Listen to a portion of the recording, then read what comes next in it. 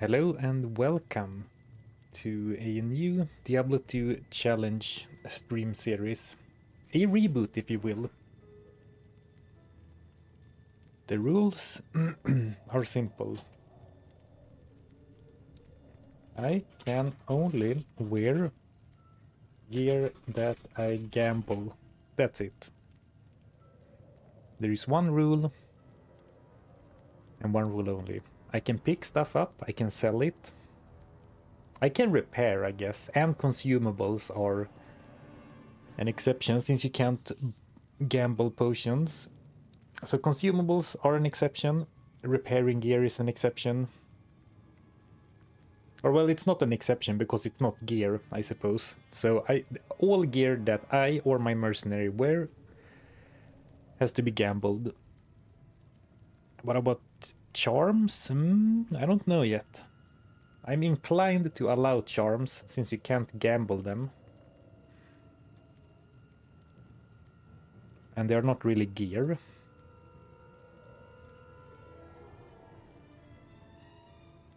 Yeah, let's allow charms. So gear slot items has to be gambled.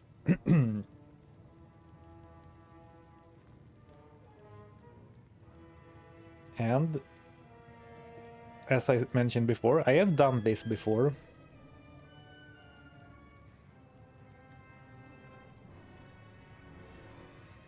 And we did it with the Amazon, but we beat normal, and then after that I was so excited to get started with the first rendition of Spin the Wheel, so that I never took it longer than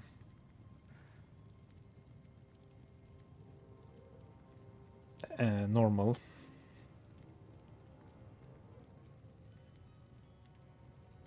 Hold up, sorry, some stream settings.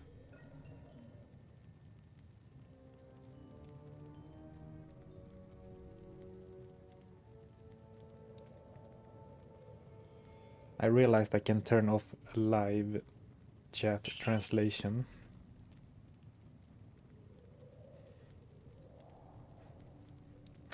Thank you, Auntie, for the super chat. I don't think being besties with the devil is a good idea. Are you calling Gheed the devil? How dare you? The nicest guy in town. Oh, you got it translated to Swedish? No, I got everything, including some English, translated to English.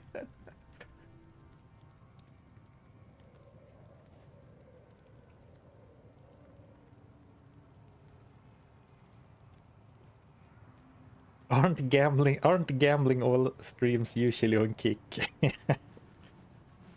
This is a different type of gambling. You're gonna need a lot of gold find, yeah. Well, anyway, so let's get back to the entering the challenge. Thank you for the support, Anti.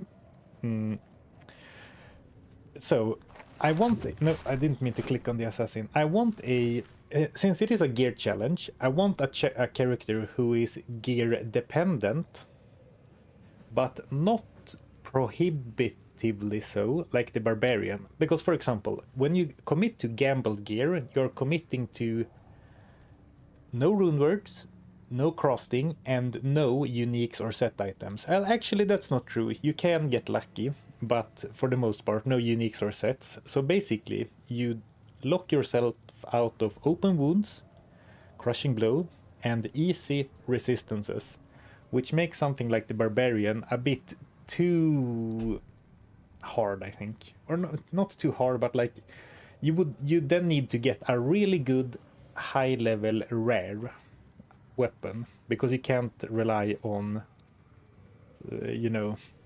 other types of damage like open wounds. In my opinion, also going for a spellcaster makes the game too too gear independent. And furthermore, you can't gamble wands or staffs, I suppose. Staves. Which also makes it here. Well, I mean, you could go for an enchant sword, but that's a challenge on its own. So I think when we did it last time, we did it with the Amazon, which is the perfect character in a way, because She is gear dependent, in fact. Most of her skills require a javelin or a bow to even be used. But she has some good skills to help her power through.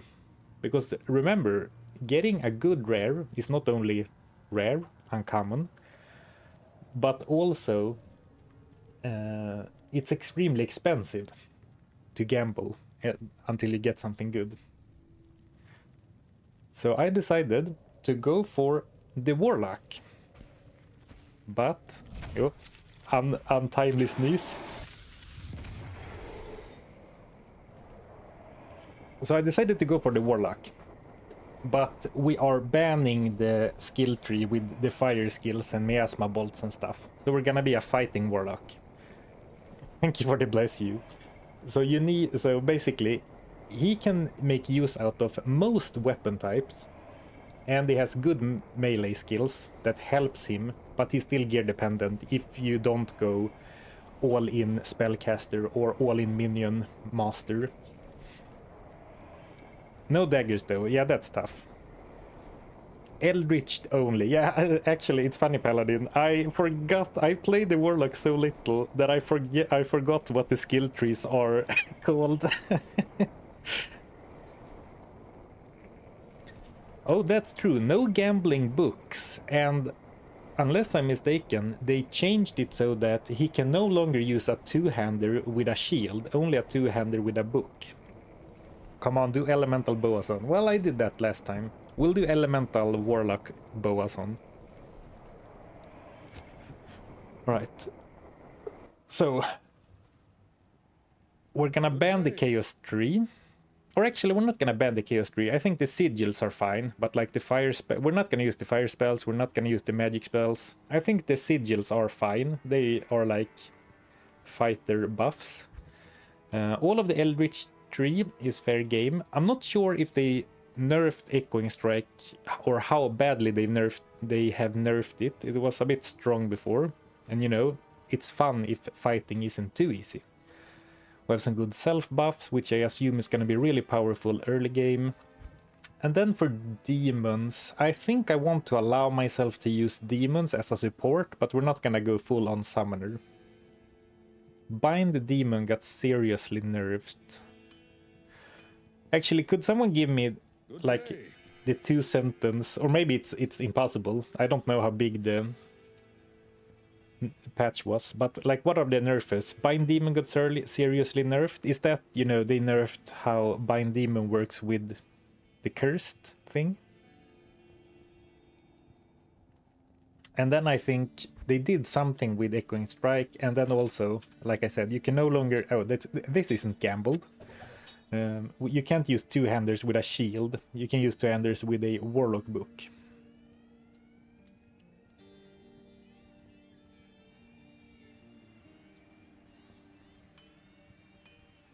Echoing Strike is still good, but not nuts anymore. I like hearing that, because I actually think the skill is very cool and fun, but it was too strong.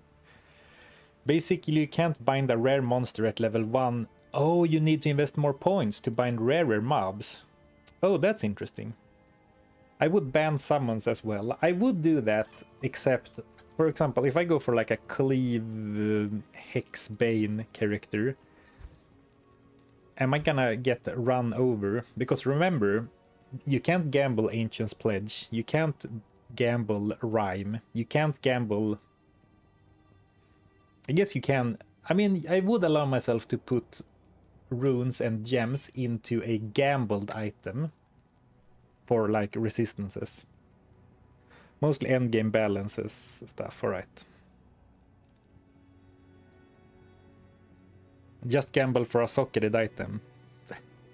It's possible, but remember, you can't get like a gray item from gambling. You can only get... and actually, while we talk, I might as well start farming gold, because I have nothing right now. Okay, so let's try and do an Eldritch only run, and if I get hard stack, we can get some tanks. But let's do Eldritch only, as far as we can. But first we need gold.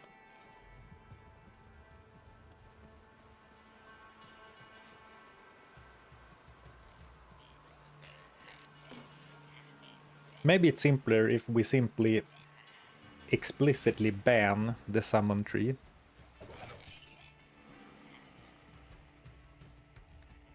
Good to see so many people, by the way. I saw some messages earlier like, oh, finally back to Diablo 2.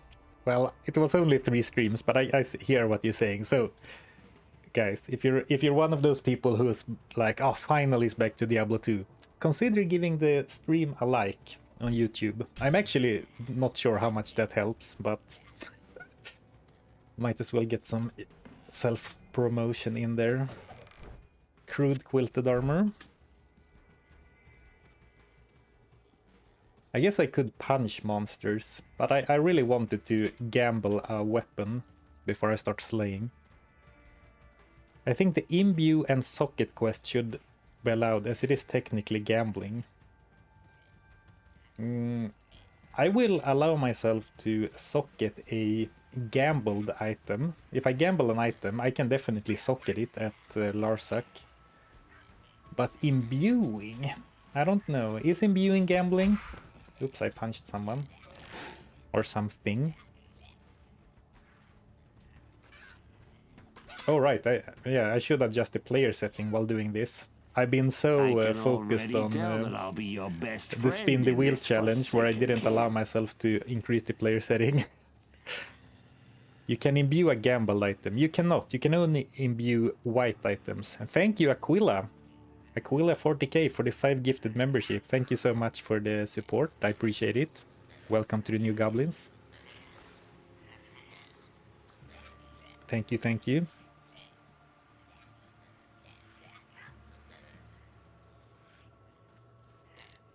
So why am I running in circles? Looking for stones, perhaps. Well, we know where the house is. No, when you gamble an item, they can only come as magic, which is blue, rare, which is yellow, and on the very rare occasion, you can get a set and unique as well, but it's like, I think it's 1 in 1000 and 1 in 2000 respectively, so extremely rare. But it is possible to get set and uniques. But you cannot get white or gray items. You're covering the life bar. Oh, I have the Path of Exile 2 set up. Thank you for calling that out. Let's move myself over here. This is where I usually sit, right? Yeah, looks good. Can't be covering up the life bar. A little more to the right, perhaps. It's fine, you can see me. Okay, thanks for shouting that out. Let's do players 8 then to maximize chest loot.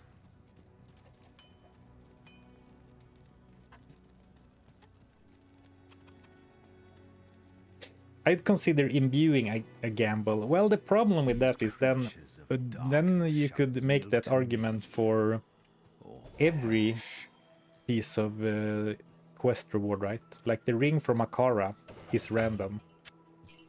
The ring from Ormus, it is random.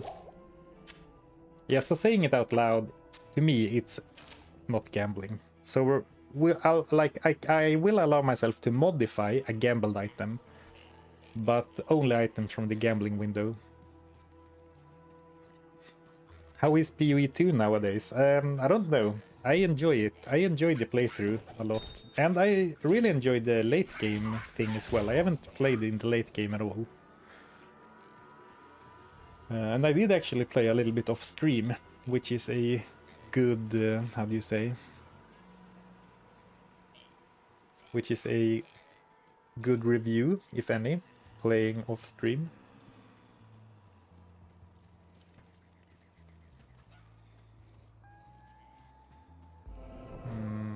Oh, did I not grab the waypoint the other time? I guess not. How much gold do you reckon we need? This should be like 1,000.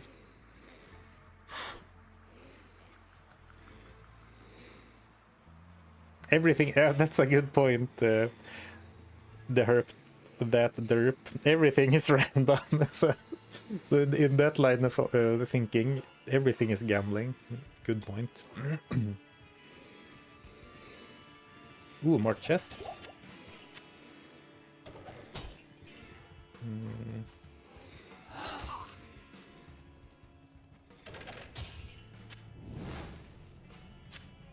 Okay, let's hope I have some... I should have enough gold for like something. And actually, we can stick to players 8. Get some easy, quick experience. Here we go. I'm Gheed, and I can already tell that I'll be your best friend in this godforsaken camp. I thought it said godforsaken. Gold. A small gem is all I want in exchange for the equipment you'll need on whatever quest you might undertake. No, don't be shy. All of my items are guaranteed for life and come with a 2-day warranty.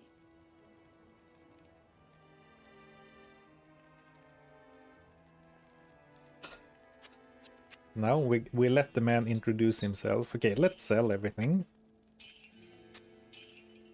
That did not sell for a lot, but I hope the ring should be at least like 1,000, maybe 1,500. 2,000! Gold find would have been sick, but of course we didn't gamble that one. Okay, 2.5. Oh, yeah, actually at level 1 it's not that expensive to gamble. Oh, I don't know what the stat requirements are actually. So only 15 strength, 1520. Let me do a quick peek here. So I cannot use a scimitar, but I can use a short sword, a one-handed axe, a spiked club. Let's see if we can gamble a spiked club.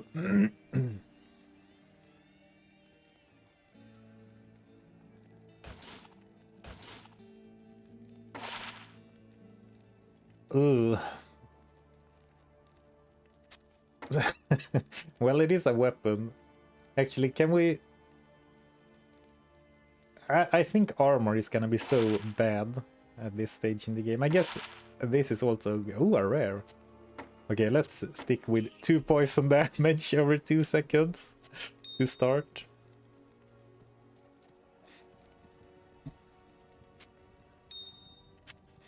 And this, yeah, we're back on softcore where it's filled with other stuff, so it'll be personal stash for me. Oh, even the shared stash is full. Okay, so only 1 stash tab.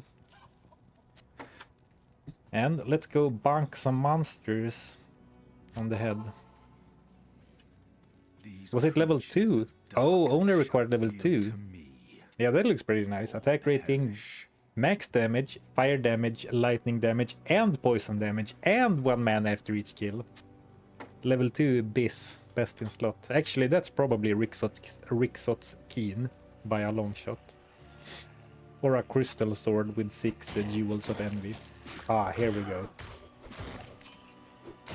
The attack animation with some weapons really look quite silly, but I think for the most part they look fine. Okay, so if you have joined in the last few minutes, I'm not using the Chaos Tree except sigils. Sigils are fair game, but like no magic spells, and also no summons. Yeah, let's make it no summons at all. Even though I do love my Bind Demon, I might actually walk back on that. We'll see.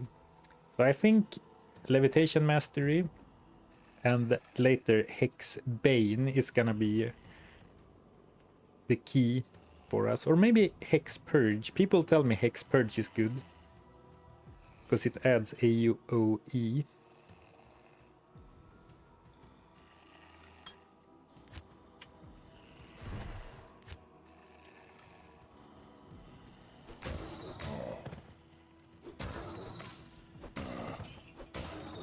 And I think the hex in general, like the hexes, are really nice. Are you going to allow edge? I would if it was possible to make edge in a gambled base, which it's not. So it's not like I'm not allowing edge, but it's not possible to make edge with these rules. Swap the club. Good thing I have you, chat.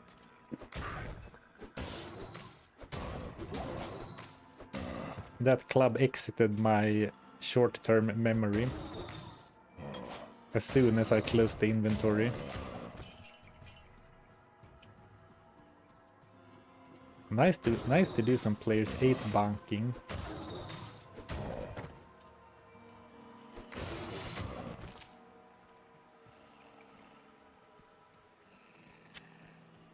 Bonk, bonk. Bonk, bonk, bonk. It is a little weird to not use any of the loot you find. I guess we can still sell it. What about charms? I said I will allow myself charms. Like any charm. Since you can't gamble charms. And also, I don't consider them to be... Well, maybe charms are gear, but they aren't equipment.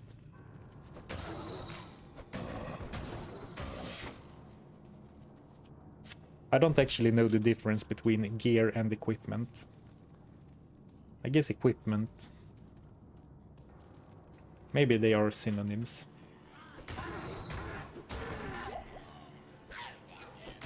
But I will allow charms. And potions, of course, and scrolls. And if I end up using a bow, I will allow myself to buy or loot ammo. Since otherwise, you can't fire your bow.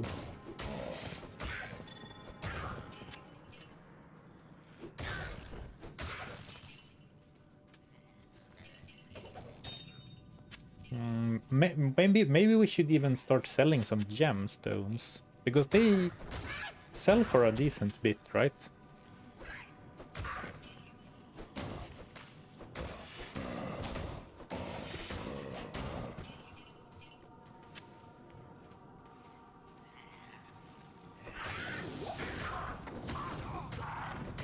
Sword staff, we like to see that. Ooh, +3 to firebolt. That might be...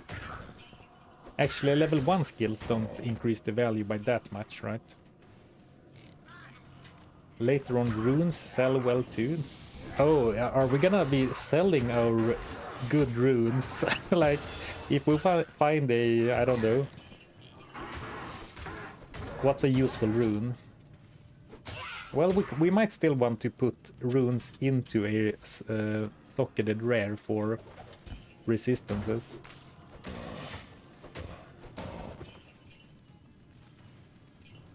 But, I mean, gold is gonna be... Gold is gonna be king. Oh, I haven't played the D2R in a week or so, so I have forgotten my hotkeys. Can you craft items using gambled gear? You can, but like, to me then it's not really gambled, so I'm not gonna allow crafting. Oh, maybe actually that's what you meant. Am I able to? So no.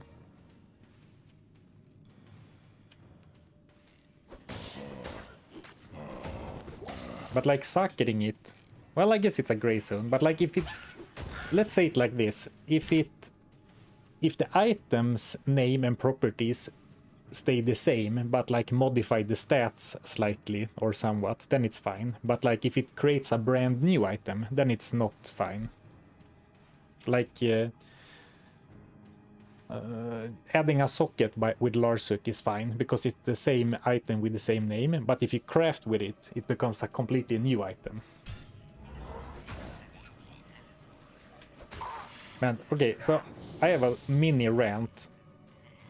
The weapon already glows purple, and then when you use a hex, it shifts the color. I mean, this is certainly more orange now than the previous purple, but it's kind of hard to see. So for me anyway, it's kind of hard to know when the buff runs out, if I don't, you know, specifically look for it. I guess you notice that the curse icon or whatever disappears. Maybe that's a more reliable way of seeing it.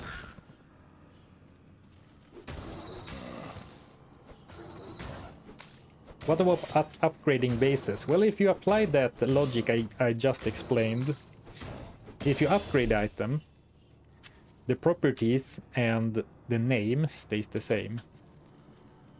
The base item changes, but yeah, upgrading a gamble item I would allow. And also because otherwise it's gonna be more or less impossible to get a good, exceptional or rare weapon if we don't allow upgrading. Actually, it doesn't matter because I'm not gonna be able to use either of them. If you use Purge, it becomes very obvious. You mean Hex Purge. Alright, I might favor that then, simply because of that. And also some AoE is nice, I'm sure. Oh, already level 6, huh? Not bad. Good day. Let's dump 10 more here. I assume we always want a decent bit in Levitation Mastery. If we're going for Purge, I don't really want to put more points into Bane, even though, I mean, look at this. Minus 25 to enemy attack rating, minus 30 to enemy defense. Those are words you love to hear as a solo self-found fighter. And then, you know, added damage, added attack rating is nice too. And this also adds attack rating and attack speed. Oh, well, if we're going cleave, I think we certainly will need some attack speed.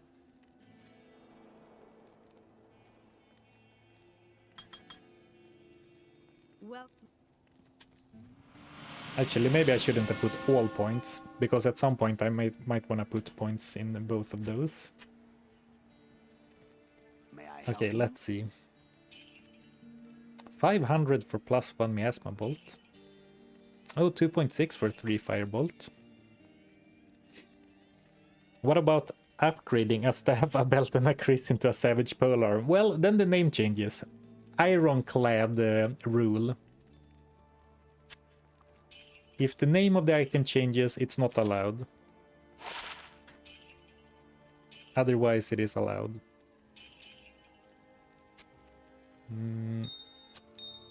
Did I sell? Apparently I have sold the Sapphire. Alright.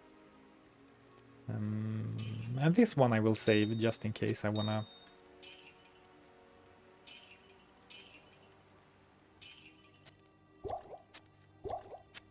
Okay, 10k, huh? We're rich. I'll keep this for a while longer, but soon-ish I think I want to get another one. Let's get a belt. Ooh, let's get a belt with some kind of stats. Cold dress, fine. Oh, what else? I think we are too low level to actually get a magic cap or armor with a socket, but I don't know, so let's just, you know... Let's get some gear going. 18 strength, I don't have that, huh? Man, these are some terrible items. I guess it's unlikely that you actually get something good this early.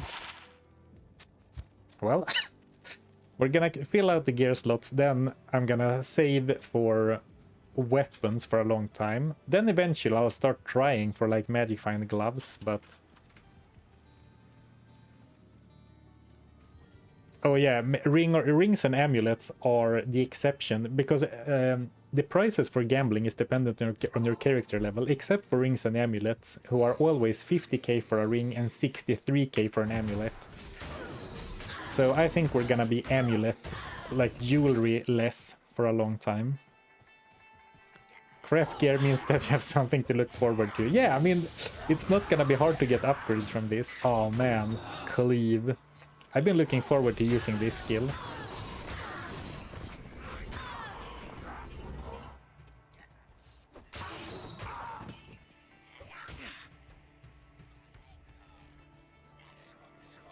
MF gloves give more magic find money? Exactly. Though in a way, maybe I should be hoping for gold find. Nah, magic items. Like selling magic items probably gains you a lot more gold than picking up stuff from the ground. No magic, no skills, huh? And also, one reason I want to put like equip the gear slots sooner rather than later is so that I don't have to worry about accidentally equipping stuff that I pick up. Just get gems and flip staffs. Yeah, I should save my gems for that. That's a good idea. I don't do that trick very often, but I definitely should. Gold find is good on champion packs. Yeah, I mean, gold find adds up over time. It's not as noticeable as, you know, finding a magic item that sells for the gold cap. But gold find is certainly gonna be useful. Like, I'm not gonna pick up every single item that sells for anything, but even though maybe I should. But let's try and keep a bit of a brisk pace.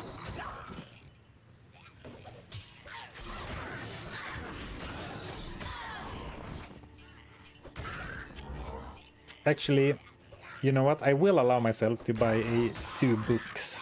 A book of TP and a book of ID.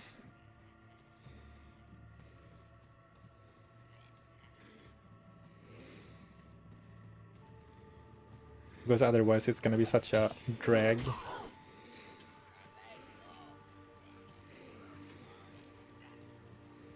Ooh, actually, let me buff with the skill shrine. Nice. Get the strength for the boots, and all of a sudden we have most gear slots filled. Not the shield slot, I suppose. You're not going to torture yourself farming bookshelves? Actually, I would, but I can't.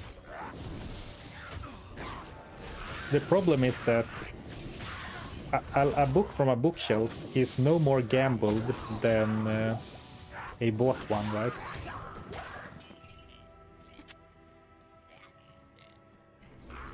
Why are you equipping items you picked up? Excuse me? Exactly which item? I assume you just joined the stream and started typing. Because I gambled all these items like literally 5 minutes ago.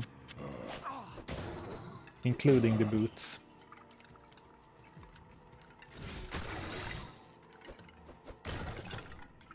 How much does the arc go up every level? It seems noticeable, but maybe.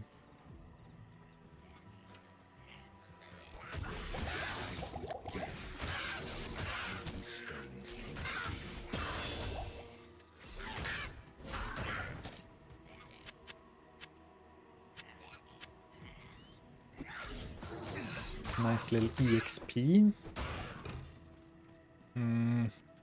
So now we might want to start thinking about, okay, which type of item, like which type of weapon should we go for? Should we go for swords? Should we go for big heavy clubs? Should we go for a fast weapon? Yes, I am buying consumables.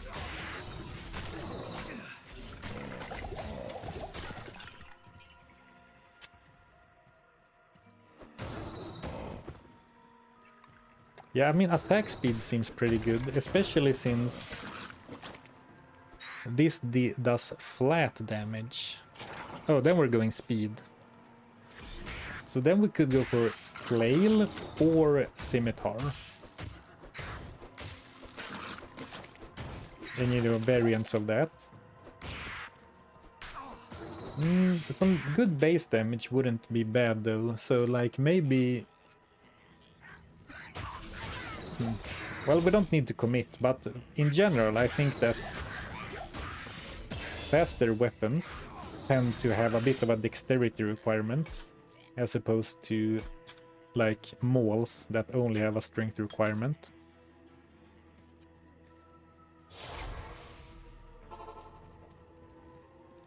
Yeah, you can't gamble Grimoires, So that kind of sucks. And when I made the decision to pick the Warlock, I didn't really consider that, I have to be honest.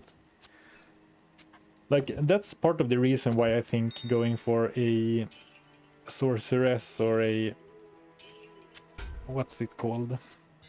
A Necromancer isn't that fun for this challenge. But it does also apply to this character, I suppose.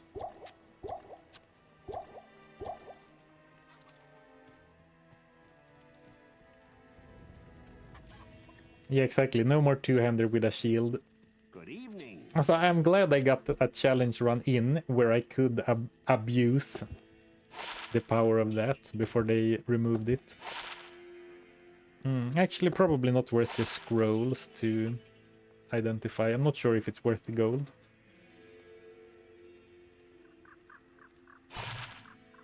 Oh, I'm too weak to wear it.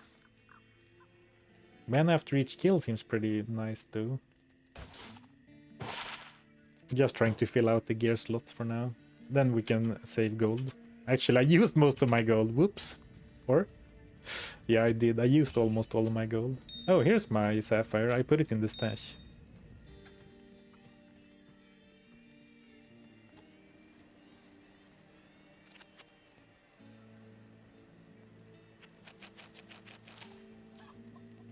Gambling only? Isn't this just a normal run for you?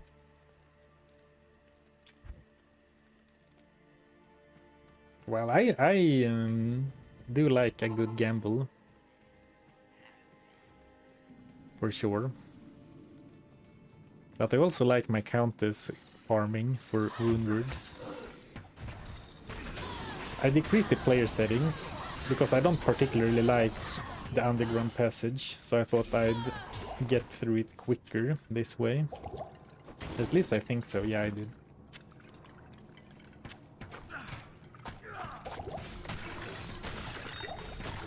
Man, I really like Cleave. Old book. Here we go. Forbidden loot. 3 to 8 fire damage. Aww.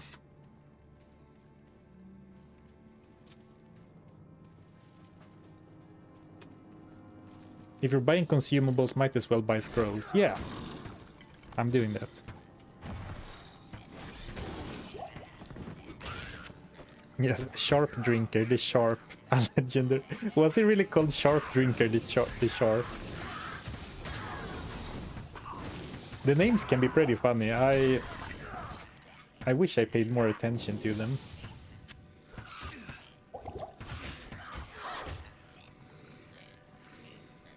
What if you have to spin the wheel or flip a coin to decide if you can keep a book? Nah, then we're diluting the challenge way too much.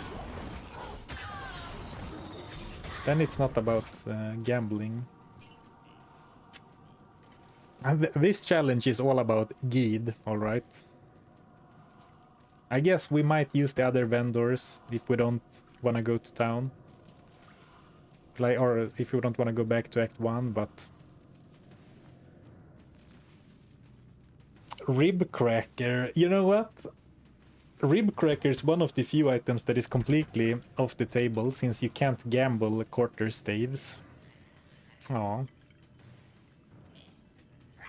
If you're buying scrolls, might as well buy a mercenary as well. Oh, I'm definitely allowing mercenaries. They can only use gambled gear though. But I mean, a mercenary isn't a piece of gear. I think you are, how do you say, objectifying them.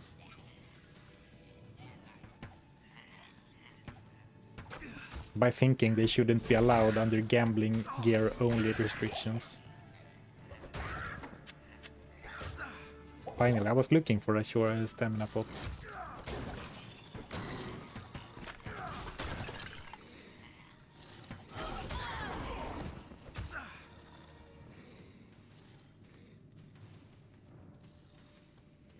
Though I'm not sure how... I mean, you could get a mercenary just to have a companion and give them whatever.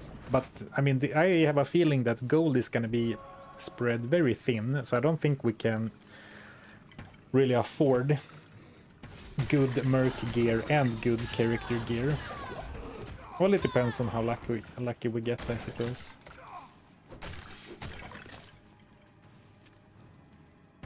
Ever thought of a mercenary only run in vanilla D2? No, not really. And not only because there is no merc in Act 4, but in general it seems a bit tough. Okay, let's bring the player setting back up. I enjoyed the fast, like the experience flowing steadily. Oh, here we go. Impossible.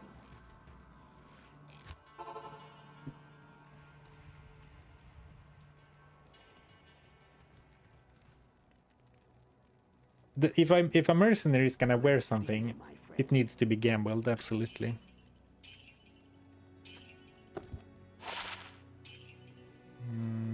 I have gambled this one. Actually, when I get the cube, it's gonna be easier, but it's kind of... It's a bit hard to discern what is gambled and what is not. So I'm gonna build a little shrine around the axe that I know is gambled. We're level 9 now, and I believe you can get... Ooh, I believe you can get magic find gloves and boots starting at like level 9. Maybe it's very rare, so maybe it's not worth the gold. Do you remember when I said I would start saving my gold? Turns out I was lying, huh?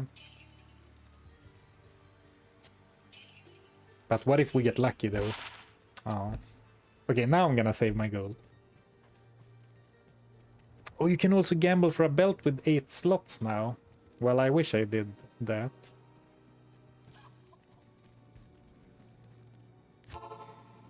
Once you rescue Kane, yeah. I don't have to pay for... I don't have to buy scrolls anymore. That's a good point. And as it were, or as it happens, we are actually in the Darkwood right now. Man, I love Cleave.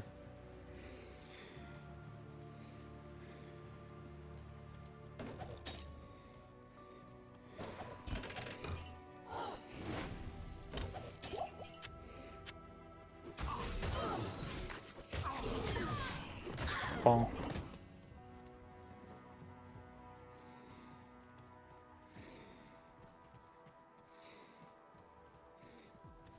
Roll a D20, pick one. A mercenary, you mean? Or was it in reference to something I was talking about?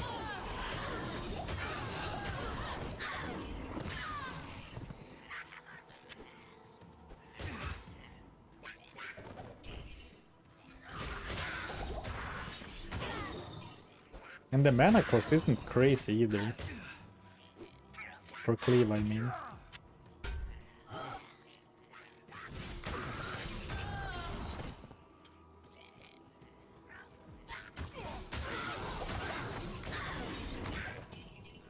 Throwing knife. A cool 720 gold. Ah, to gamble, Americ.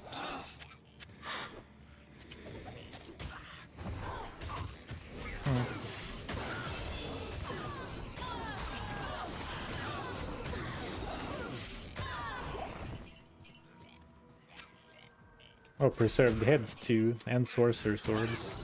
Yeah, some casters would have a really hard time getting a weapon anyway.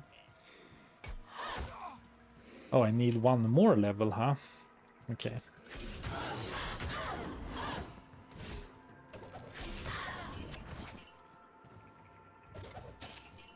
Oh, do I have +2 mana on the club? I do. Okay, so maybe that explains why I can keep slashing so much.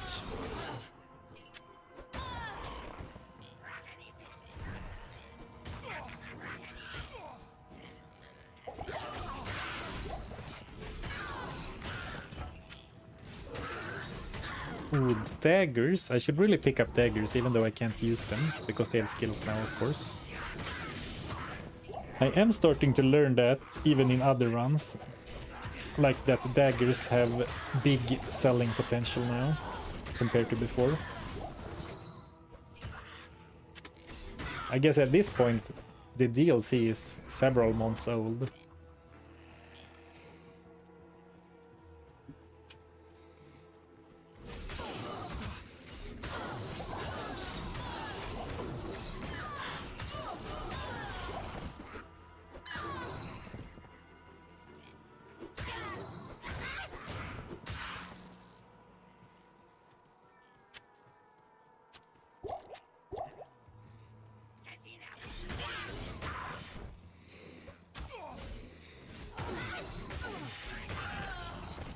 That's what Players 8 Act 1 normal does.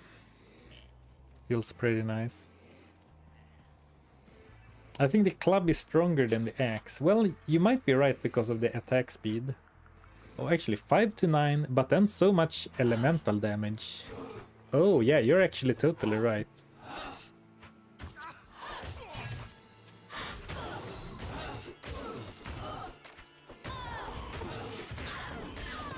Soon I think I'm gonna reduce the player setting. Well, I don't need to. Actually. Well, in that case, let's go for Dex. And then some more Vitality.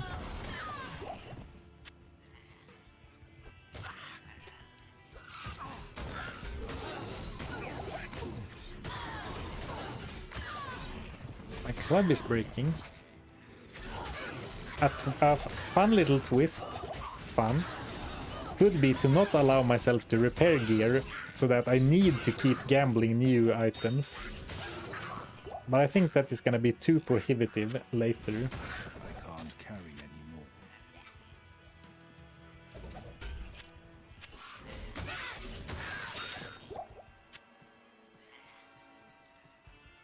anymore. Did I really not find the tree still?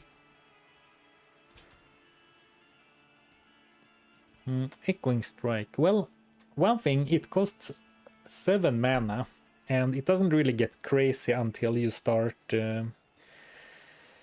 getting more blades. So for now, I think more cleave is fine. But that also gets attack speed. Interesting. Minus 10% requirements. Damage, attack rating, and crit chance. Let's go for even 5. For no other reason than that.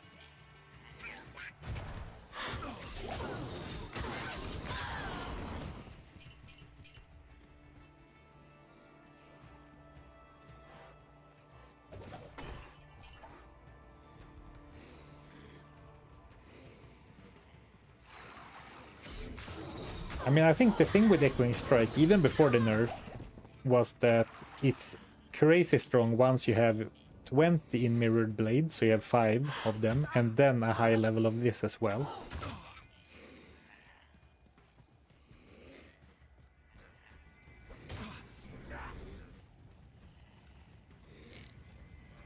This Justin, 5 is now an even number. What do you say then? It's like a... It's not a round number either then. It's like a nice RPG number. It is like half of 10. That is kind of funny though. My favorite even number, 5.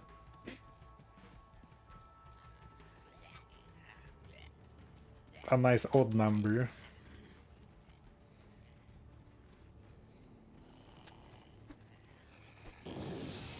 It's like a quarter maxed.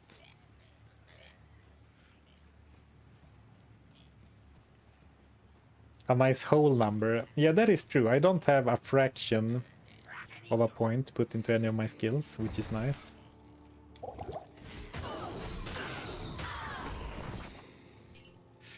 Cleave, huh? Okay, where have I not been? Oh, I didn't explore this corner fully. And now I have to pay the leg tax to go back.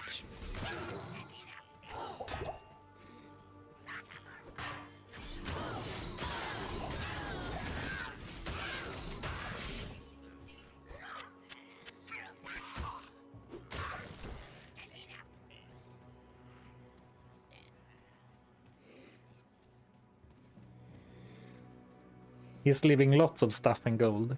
Consider this. Every time I stop to pick up a crude skull cap, I spend the time. Time that I maybe could have used to find a amulet or a scepter that sells for 5,000 instead.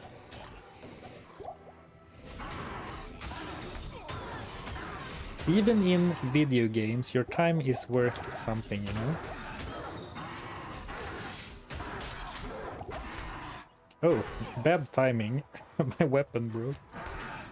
And apparently... Oh, I can do that punch, but I can't use cleave bare hand, like empty-handed. Which makes sense, I suppose. I always pick up arrows and bolts to sell them for 5 gold. Yes? Wrong vendor. You can use the axe now, I think. I decided against it after... Sorry, I forget who you were, but someone pointed out that it's actually probably not nearly as good as my rare level 2 club. Like 5 to 9, but then 1 to 2 fire damage, 1 to 3 lightning damage, and 6 poison damage over 2 seconds. Probably adds up to a fair bit more than this. So it's like 6, 7, 2... It's 7 to 14 before the poison damage.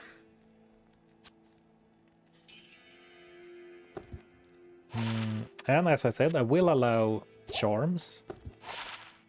Max stamina. I actually don't hate that right now. And then we'll sell the rest. Maybe in that case I want to hold on. Like try for some more boots. It's maybe not the best idea, but I think it's fun to gamble a bit every time we're in town instead of like hoarding for too long. Man, I'm just getting stamina and self-repair. Shake my damn head. And I forget the +1 belt again. Actually, I was gonna save all my chipped gems, but that's the one thing I did mean to get. Here we go, 1600. Oh, they only sell for 250, huh? Well, I'm not prepared to sell all my gems. Whoops.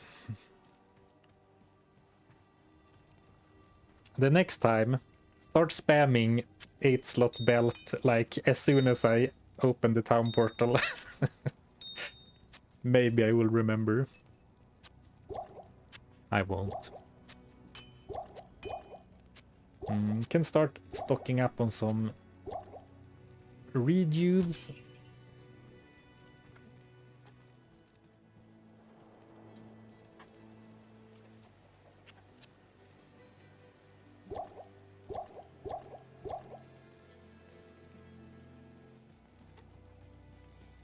Okay, let's kill Three-Head Woodfist.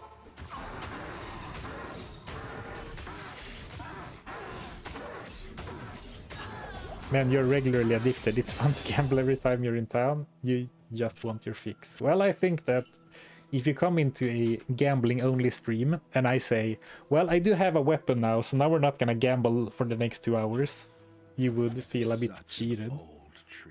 At least I would, if I came into that stream. Yeah, we're gonna gamble, but, you know, due to min-maxing, we're not gonna gamble until the next full moon. Oh, and now we have Hex Purge. Let's give that a try.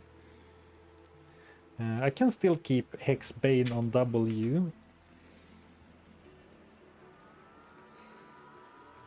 What?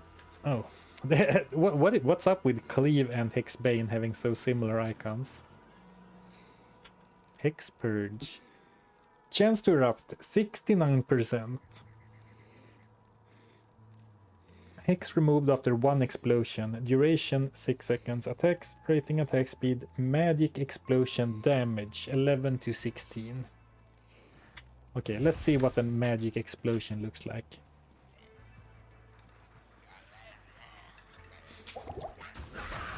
Oh. Oh. Seems to happen pretty regularly.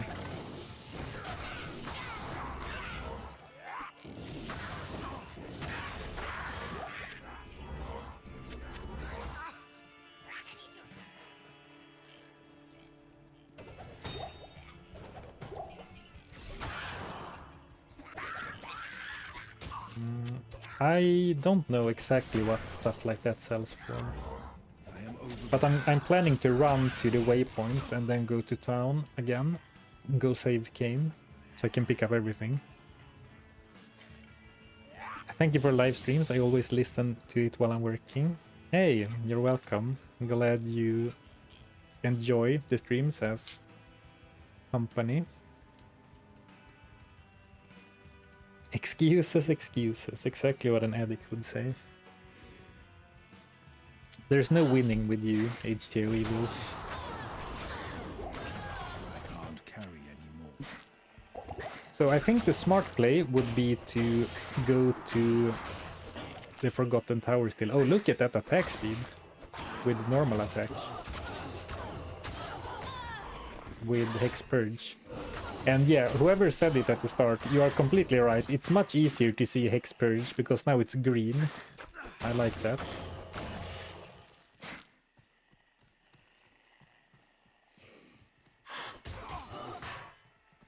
Are the skills random too? No. Not to be rude, but how do you deduct are skills randomly picked from gambling gear only?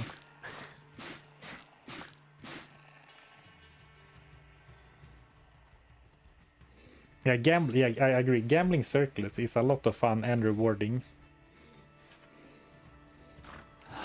It's like gambling on steroids.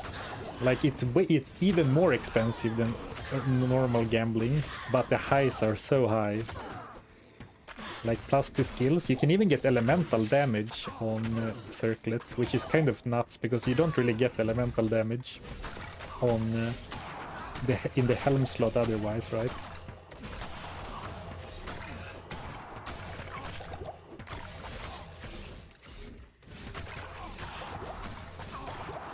Man, is there a mana burning enemy here? No, I don't think so.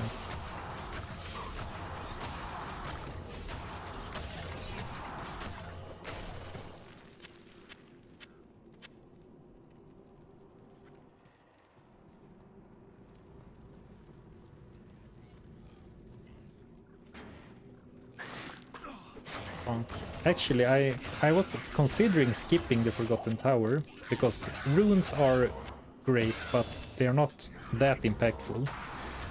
But actually, level 5 is full of gold, right? The Forgotten Tower, level 5, is full of gold. And who likes gold? Oh, very good. Gheed.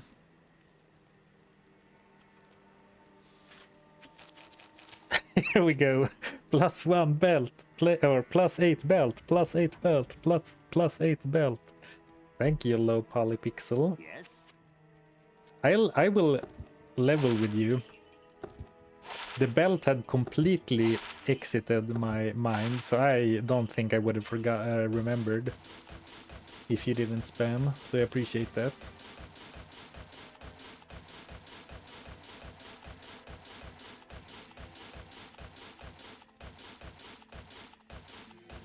Here we go. 2k, huh?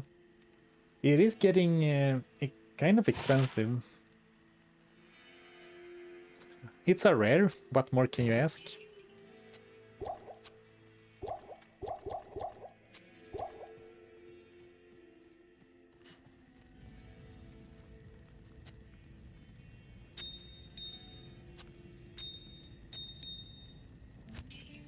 600 gold. Okay, so what's the strat? Do we max out cleave or purge first? My instincts tell me that purge is more important because it increases the flat magic explosion damage. Whereas this is percentage based, so early on, I assume Hex Purge is stronger. But Cleave gets the angle, and also attack speed, attack rating, and damage. Whereas this only gets explosion damage, and attack speed and attack rating. But it seems like Cleave gives more... It gives similar attack speed. And actually less... Yeah, less attack rating.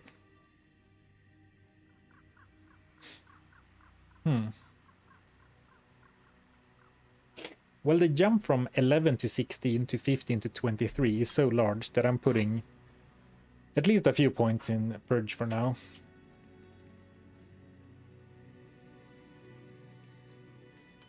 Oh, I didn't get the waypoint. And I didn't get this waypoint either. Like, not too infrequently, I skip like the Darkwood, but this time I skipped the two you should really get, Stony Field and the Black Marsh.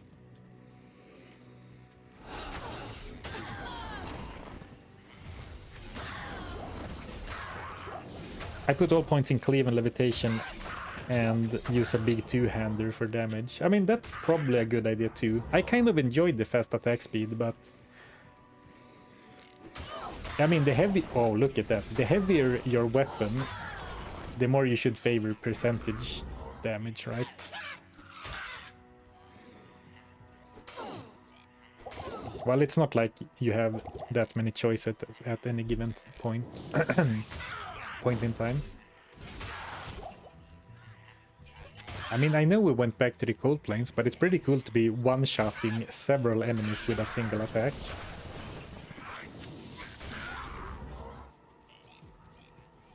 Hello, Sarfen. Hello, chat. Hello.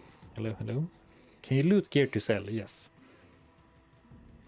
Sarfen, did you think of making a Dark Souls stream at some point, or do I remember wrong? No, you remember correctly. I think I talked about it even.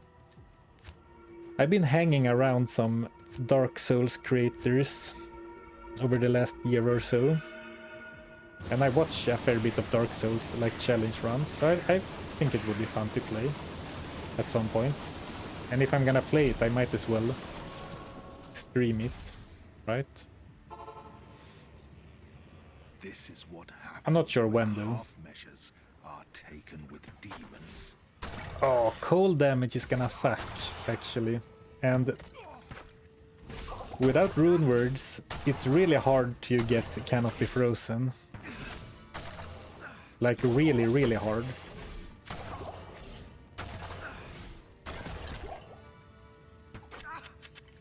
No, no, no, no, no. He got us. Okay, we got out. Man, Biggins Bonnet, huh? On a run where we can only use gambled items. Not that it's a crazy item, but like not that it's a crazy good item, but it is a pretty crazy item. Percentage, enhanced damage, attack rating, and mana and life. Well, I'm sure Gheed is gonna be happy with that. Maybe I can sell it to another adventurer. You might be able to put it to good use. Go to the rogue's camp now. Fine damage. I assume that the Hex Purge explosions also deal damage to the...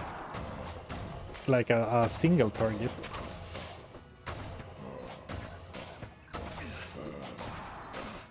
Maybe he can gamble it back to you. Imagine if we sell the Biggins Bonnet and then gamble a cap and get it back.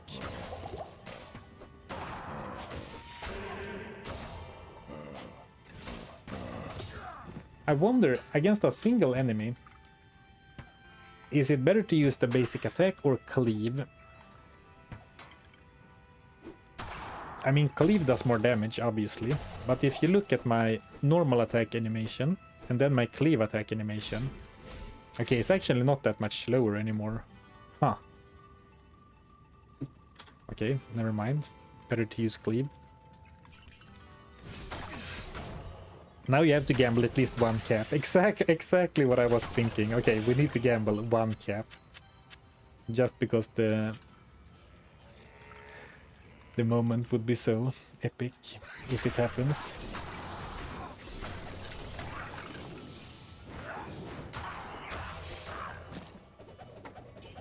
Little gold shower.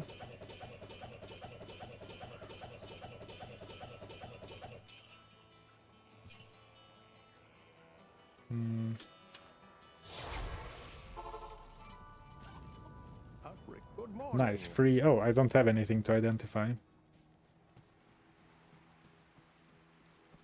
Gold shower. Well, it's a big difference between a gold shower and a golden shower.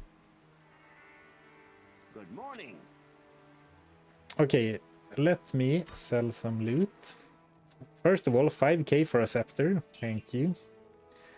Biggin's bonnet, 2.5k gold. Let's see if there's an exploit to be had. So I give you Biggin's bonnet for 2.5k, and for 2.2k I get... I guess it is an upgrade, huh? 2 to life, 8 poison rest, might be good against Andariel.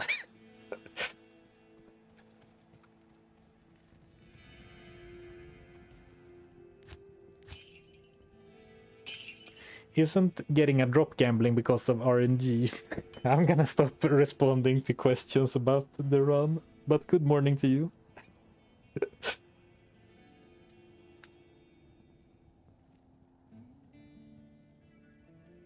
Thank you for the super chat, Oscar. I appreciate the support. Thank you, thank you. Hell yeah, I love gambling runs. I have to do naturvärdesinventering ute på vischan. It's like nature value inventory out in the countryside, so I can't stay, but please take this money as a token of gratitude for all your amazing content. Well, thank you so much for the kind words and for the support. I appreciate it.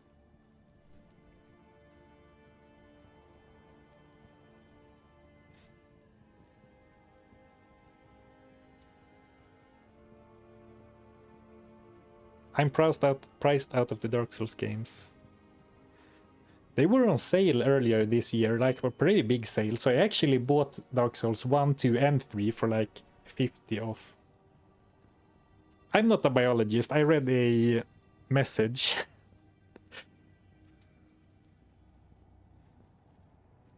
A donation. Almost gambled big and spawned right there. I was this close, I could feel it. Alright, what are we doing? I think we could probably go down to like players 3 and make some quick progress.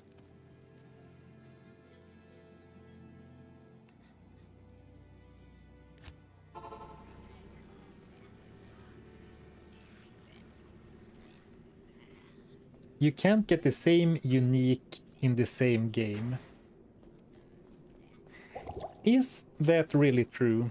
It used to be way back in Diablo 2 that if a unique was even in the game, I think it couldn't drop. But are we sure that that's still the case?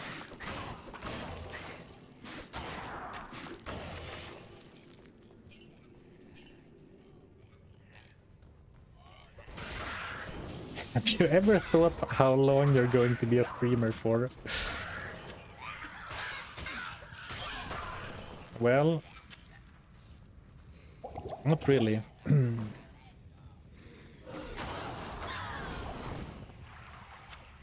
I laughed a bit because in a way, I think that is often not dictated by the person, right? I mean, when people stop watching, I suppose, is one answer.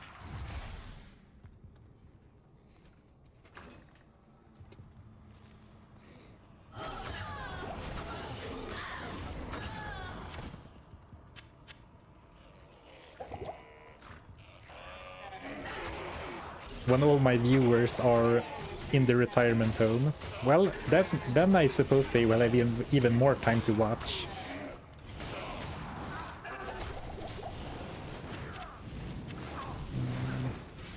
Man, I don't know about regular weapons like a normal magic saber. But I guess we are really hungry for gold.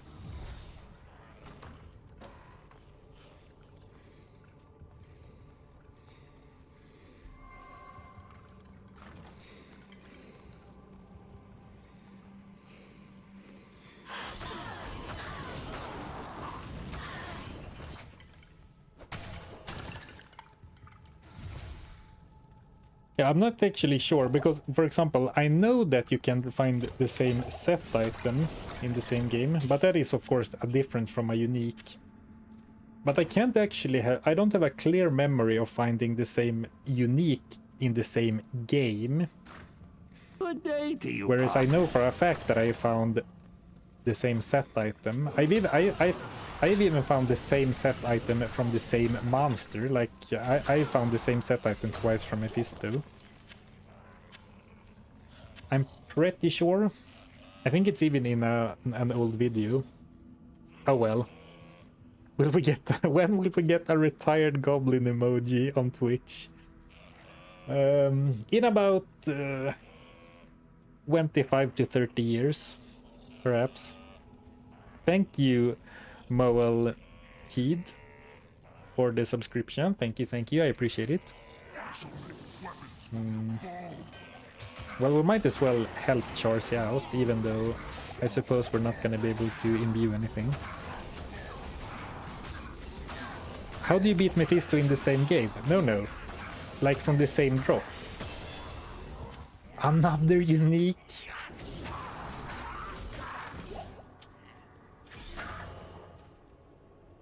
And this is not the Pelta Lunata, right? Because that's a small shield. Is it Umbral Disc? It is Umbral Disc. 20 life, hit blinds target. -2 to light radius 2. Would have loved to put that on.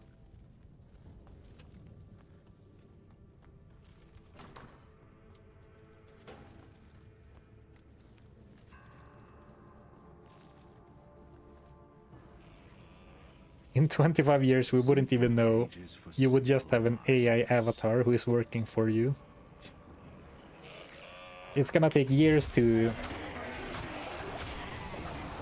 train an AI to be just the right amount of knowledgeable still, while still playing like a scrub. I think I'm safer now. Exactly, time to gamble. Exactly, every item we have given to Gheed, we know he has it, so...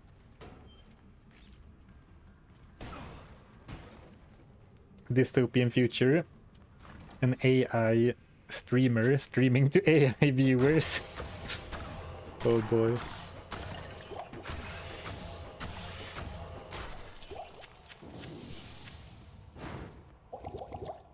Okay, let's see. So, still a noticeable increase, but not as big as the first level.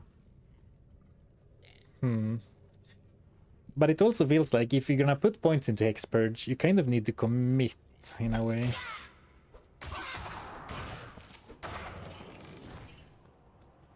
Is that true? What I just said? Does it make sense? Will you sell Tyrael Smite if you find it? I guess I will. Maybe I would put it in my stash.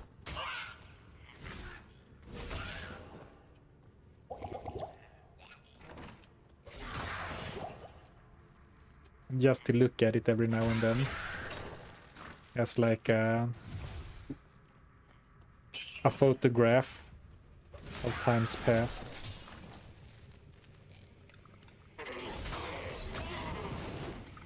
Thank you, Dark Quill. Thank you so much for the super chat.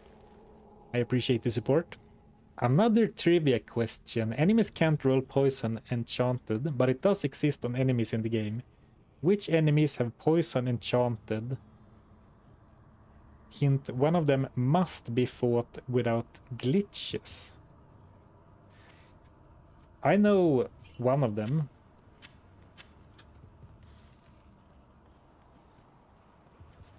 But you said enemies.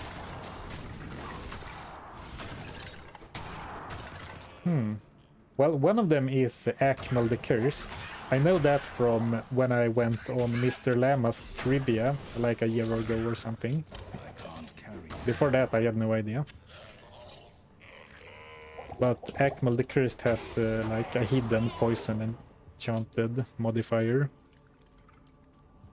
But other than that,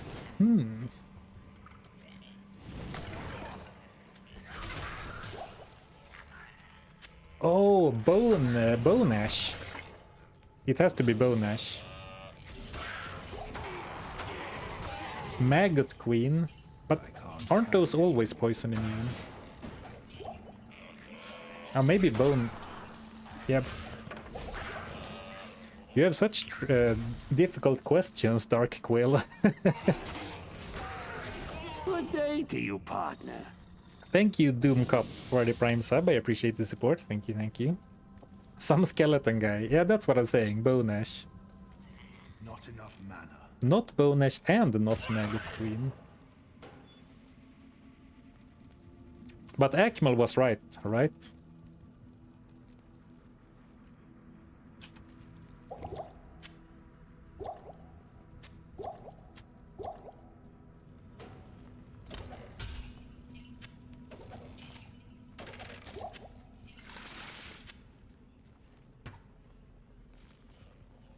Akmal is the one you must fight, yes, right. Secret door. Not enough mana. I thoroughly enjoy whenever I do that on stream, and usually there's at least 1 or 2 people in chat who's like, what? There's a hidden door? The jail?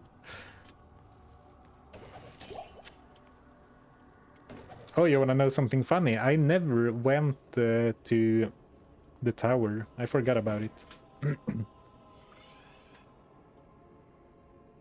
Oh, Lilith. Okay. Well, I have done the Ubers like 5 times in my entire life, so the Uber bosses weren't even in my mind. Lilith, you say?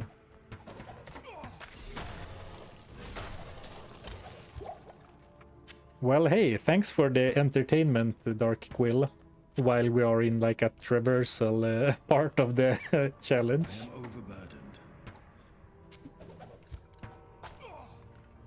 Ooh, 3 to Hexbane. Would you notice if I sneakily put this on my weapon switch as a pre-buff weapon?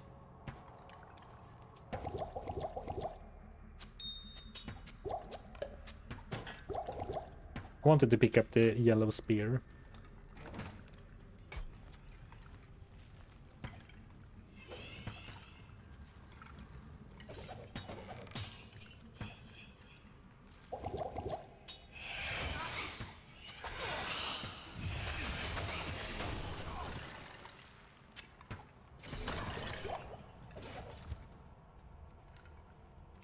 I have to say that Cleave plus Hex Purge,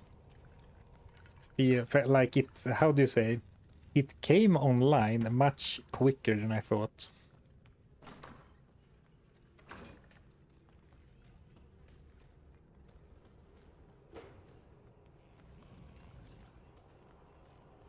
Isn't Warlock just too easy for a challenge? We'll see. I don't have enough experience with the Warlock to tell you. I am overburdened.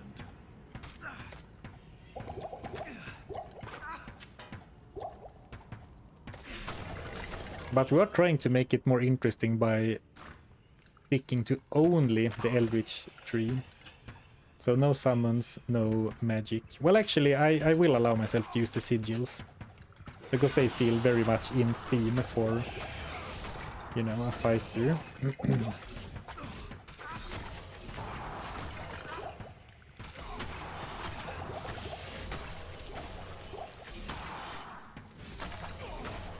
I think it's hard to tell for, I mean, not saying that you're doing this necessarily, but I think a lot of people like want to call out like, oh, new class so OP, new class OP. But I don't think the gameplay of Act 1 normal is really indicative, especially since we started at players 8, like a sorceress would. Or like a druid, a fisher druid or poison creeper druid would kill at least as quickly right now.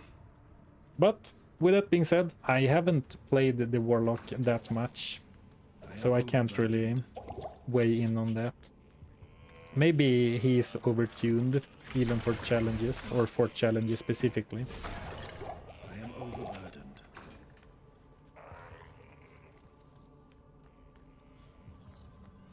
How far did you end up getting in the one-shot challenge? Well, the VODs are up on YouTube, and I also made a video about that in particular. But if you want me to tell you, spoiler in 3, 2, 1, I beat the game. Like normal difficulty, of course, but we did make it in the end. That was a really fun challenge. I've actually been thinking about doing the one-shot challenge again with other characters, because I enjoyed the like character-specific and act boss-specific theory crafting so much. And you know, I'm sure it's not gonna be as fun the second time as the first time, but I think it could be fun to try to do it with another character.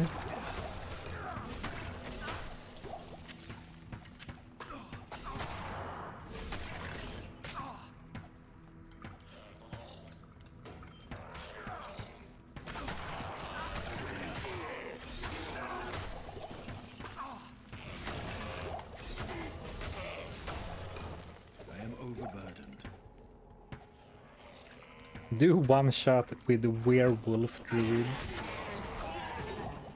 I don't think that's gonna happen.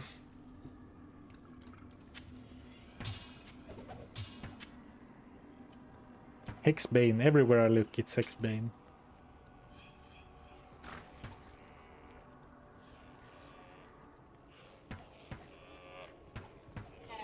Yeah, this is a new character. I did start this challenge and beat normal with an Amazon several months ago. But I don't enjoy going back to characters I haven't played in a long time, so I started over.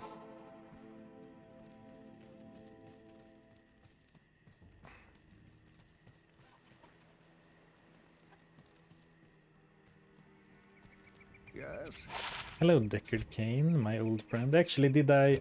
Oh, I didn't get the ring. And like, I can't use the ring. But it's gold. Sadly, they have removed the ability to gamble for daggers, because they are now considered caster weapons. Greetings. Gold, gold. Oh, only 1k for 8, for a rare 8 inventory slot thing. 2.7 for the umbral disc.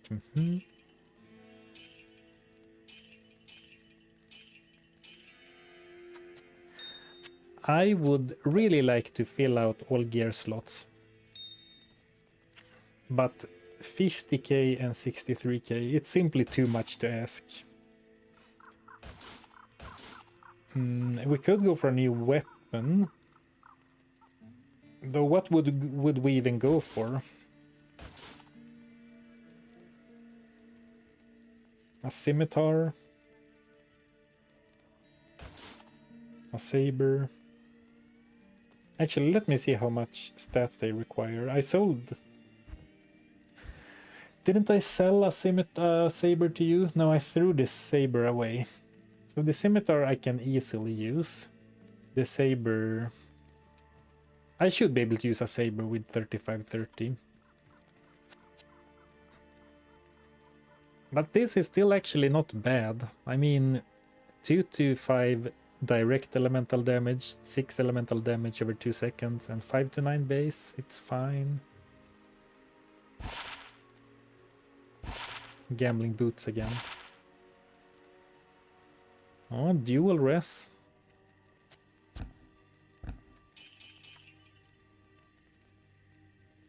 Lite.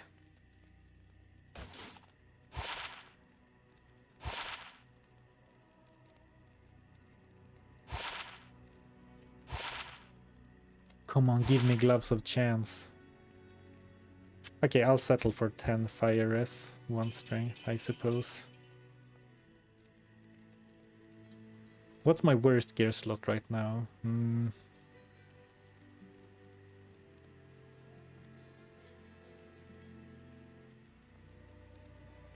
Sabers are 25 before Levitation Mastery. Oh, good point. We need to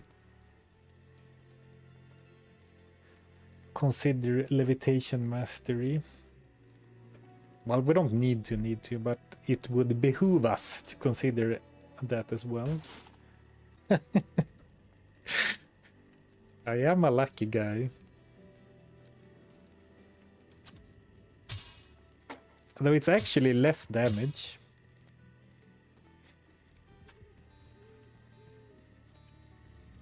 Let's see if there's a difference in speed, because it says fast on both, but...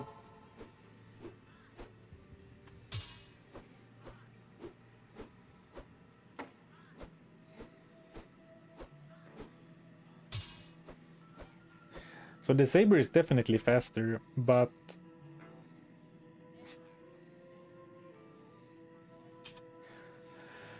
I mean, 10 to 33 versus 21 to 35. The thing to consider though is that 6 of that damage is dealt over 2 seconds. So you can lose some of that damage.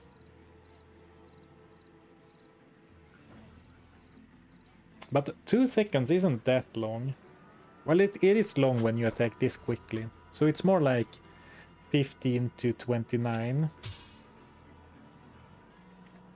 But even then, I think the freaking club is still better. And it has mana after each kill. It's so sick though to get a 6 stat rare on your first saber gamble. And then not use it.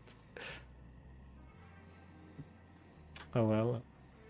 Lifesteal is always nice to have. Yeah, lifesteal's nice, but I think that the physical damage ideal is so little that it's gonna be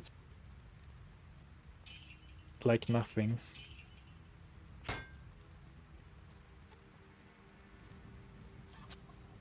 Oh, and also 50% extra damage to undead. I didn't consider that.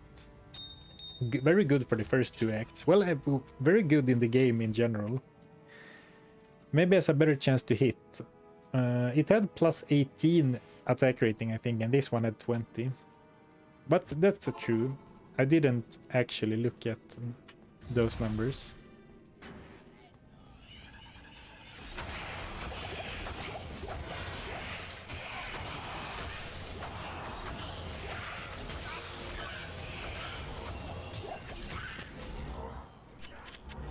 Nom nom nom nom nom nom nom. All the potions. So I decided to... I meant to go to the Forgotten Tower, but I decided against it. The gold would be welcome, but if we go to Act 2, we can start finding items that sell for more. I'm hoping. Oh, Bone Ash is actually not poison immune. It's only that he deals poison damage. I thought he was poison immune in normal. Even, but I was wrong. Okay. Sigil Lethargy. Such an amazing skill. Maybe I want to try out another sigil.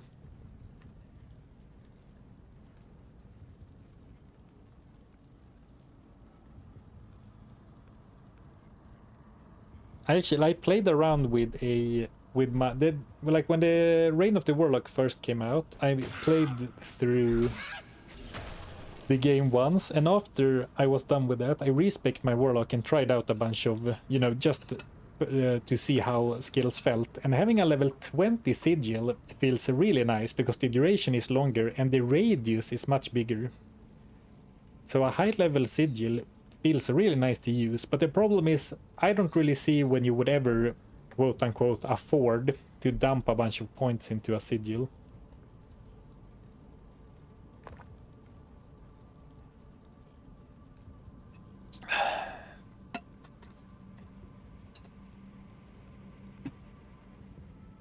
Consider attack speed of the weapons in the future. Oh, that's what I did. That's why I gambled for a saber rather than a morning star, for example. But I'm not gonna pull up spreadsheets. I'm not that kind of guy. Not for a challenge like this anyway.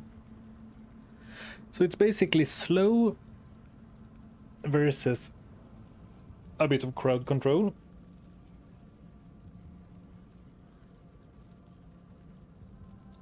Oh, lethargy was nerfed. It no longer increases your damage. I thought there was something missing from the tooltip. Also, thank you so much, Honor Noah, for 2 months. 8 hours away. It's hard to catch you live, but so fun. I appreciate the support.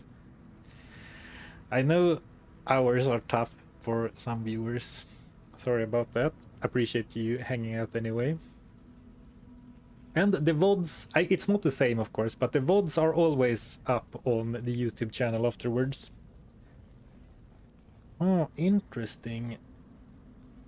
That makes me really sad, because the fact that lethargy boosted or reduced enemy physical resistance made for some interesting possibilities when it came to the one-shot shenanigans.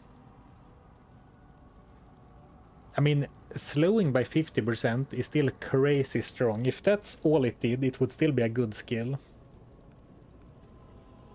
And then Rancor, more damage, more attack speed, and you confuse some enemies. Only a chance to attack each other. And then this is like Corpse Explosion Central or something. Enemies health slain, fire explosions of enemies slain. Slain enemies with less, slays enemies with less than 13% health. Alright. We'll take it as it comes. For now, let's put another point here. And thank you, Ujiplonk, for 2 months of Prime. I appreciate it. Thank you, thank you. I appreciate the support.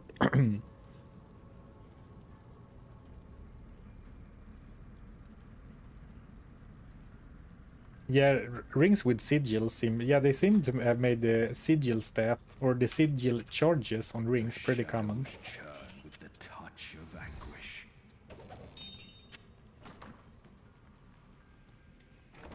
Why did you pick the Warlock for this challenge? It seemed to me like if we steer clear of the summons and the fire and magic spells, I thought it would make for a fun and, you know, gear-dependent experience while still, you know, having some help from skills. Though right now it feels like I'm getting a lot of help from my skills.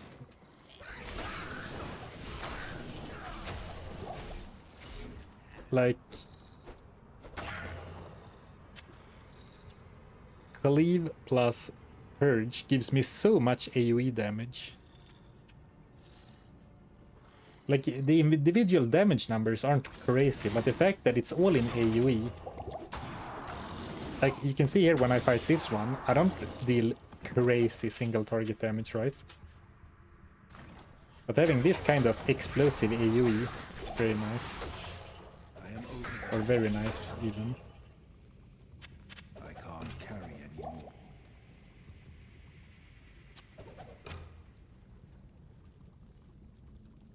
Is Hex a buff for an active skill? It is an buff that you need to cast. Then it has like 180 second duration.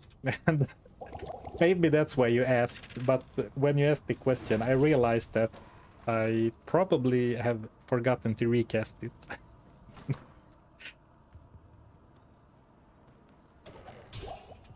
What do you think is the most common unique you have found?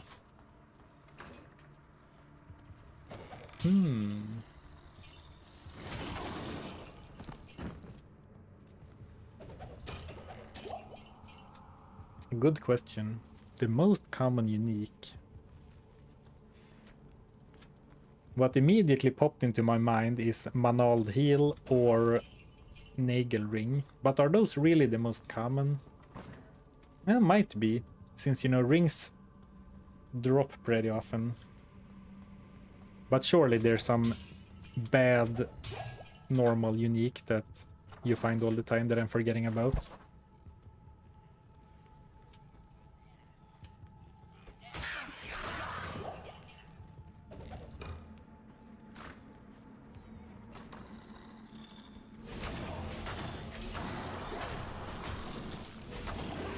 Well, we are on players 3, but we are certainly... The kill speed is slowing down. We're still killing enemies fairly easily, but we're not one-shotting everyone any longer. I can't carry anymore.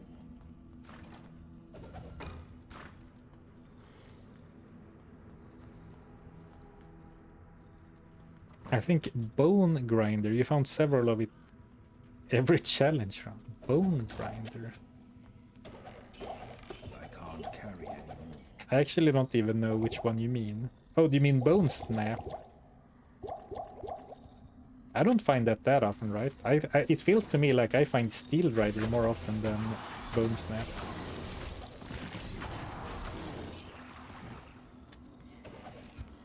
I am Ooh, rare loot.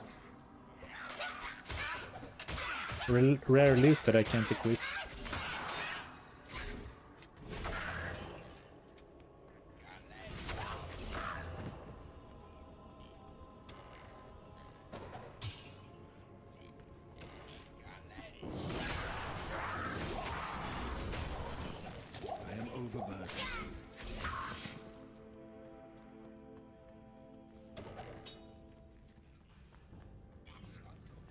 But then if you go by the videos to answer that question, it's also not really fair, because I don't show all drops. Sometimes I don't even show all uniques in a video, because if I find something bad that's not also not very exciting, I don't always mention it. Like, what's the short staff called? Like Staff of the Serpent Lord or something? That's like a bad item, and it's also not very high. So if I find that, it's not like a guarantee that I will even mention it.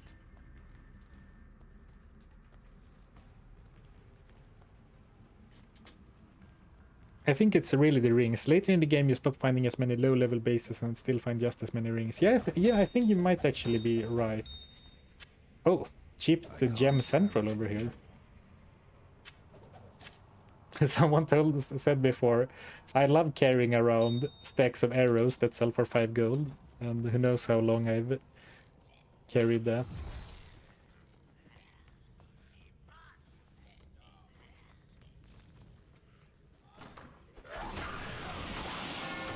Bonk.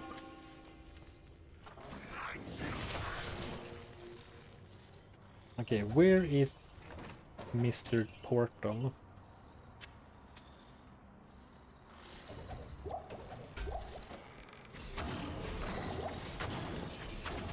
And with that, I of course mean Mr. Waypoint.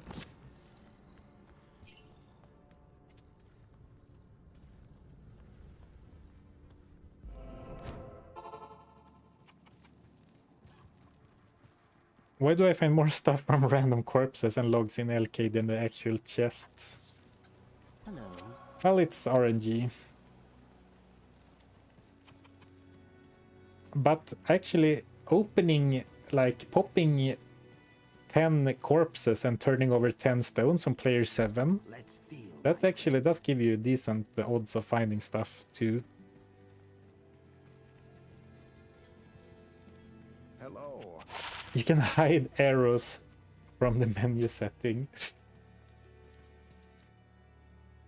Okay, let's actually make a loot filter, a rare loot filter. Actually, do I need to create a new one? Oh, there's so much. Stream filter. What a bad name. New rule. Items. Ammunition. Hide arrows and bolts. Alright.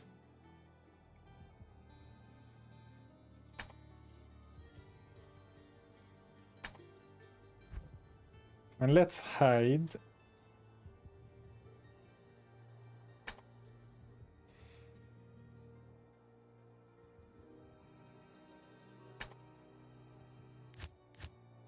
The potions.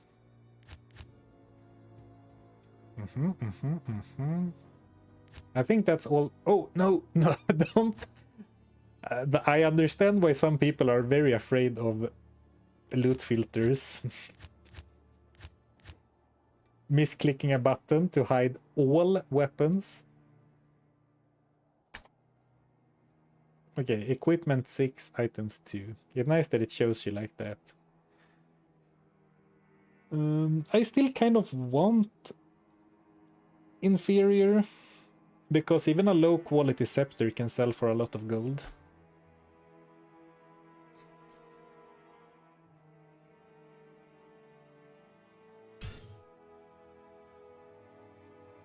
Alright, is the loot filter on now? Prevent monster heal, huh? Good for when we fight D-clone later. Oh, mechanics leather armor. This is what I was talking about. Magic socketed items. You can't make rune words in magic socketed items, but you can of course put topazes in them. Okay, actually, maybe it's better. Oh, I will. No. I wish I didn't sell that. I literally just was in the middle of saying I should stop looking at the items I sell so I don't get like remorse. For example, like this one. I wish I didn't see what it was. But that jewel for more gold find, are you kidding me? I would socket that into something without a doubt.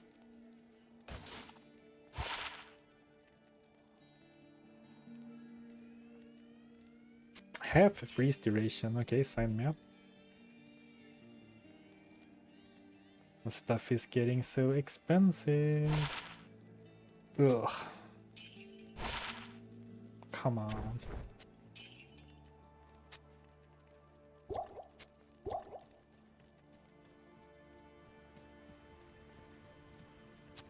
Well, I have a lot of gems for possibly getting some gold later. And maybe this is a run where I actually want to max, because sometimes I re-roll a wand and it sells for 10k in Act 2 and I'm like, whatever, let's sell it. But maybe this time I actually want to maximize the sell value.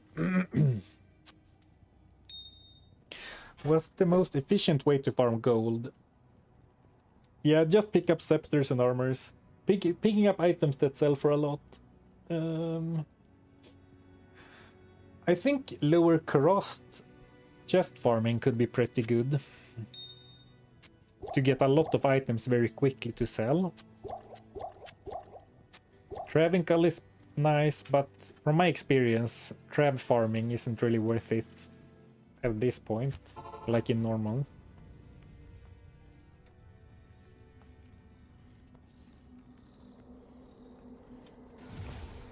Surfing, do you have a hobby? Even something you don't do regularly, just from time to time? Well, it sounds like I'm making fun of the question, but I enjoy playing video games every now and then. I also enjoy the outdoors, like hiking. And I sometimes, not very often, throw a round or two of disc golf. And that I enjoy quite a lot, even though I don't play that often.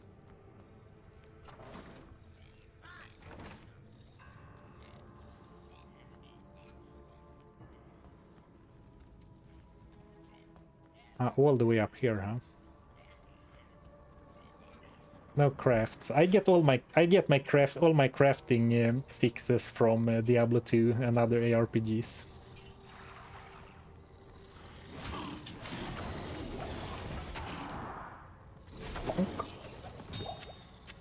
I'm finding so many cheap gems. It was like Was it the last Diablo challenge I did where I complained that I didn't find a single chipped topaz in Act 1 and then also none in Act 2, and now it feels like I have like 3 of every topaz.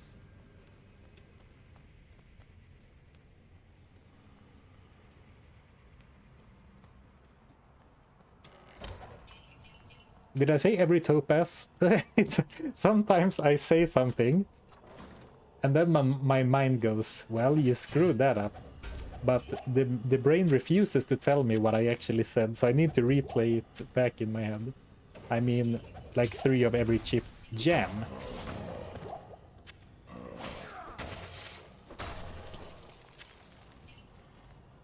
Can you re-roll a gambled item? I'm gonna say no. I can upgrade it, I can socket it.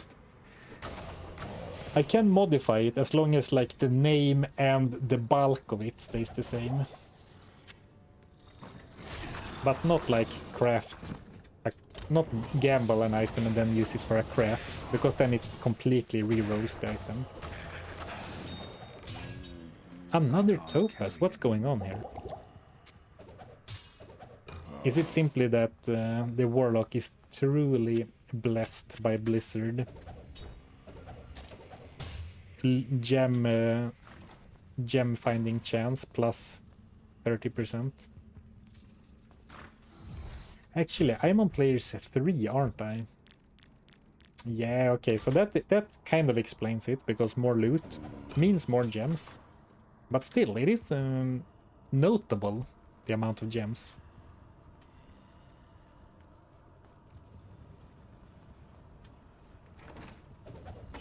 Noteworthy. Maybe it's mostly that the fact that I found like 3 gems in 3 chests back to back.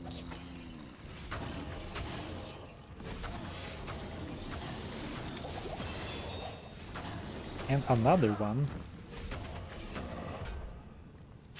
You heard it, right? Okay, so for Andariel, what are we hoping to find? Like, what sells for a lot of gold? We're hoping for like 2 magic scepters and a wand.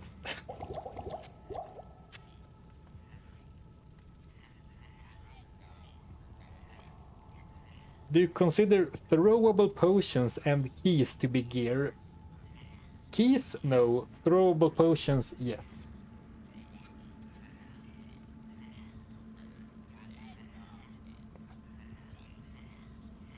Just tuning in, what character and skills are we going for? We're going for the warlock, and we are going for only... I'm just gonna kill some enemies so I can show you.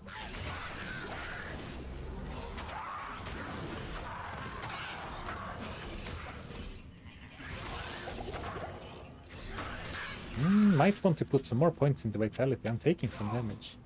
So we're going only for the Eldritch, which is Eldritch 3, which is like fighting.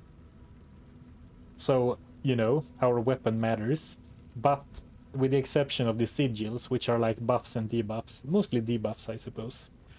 So the sigils, but other than the sigils, the Chaos tree and the Demon tree are banned.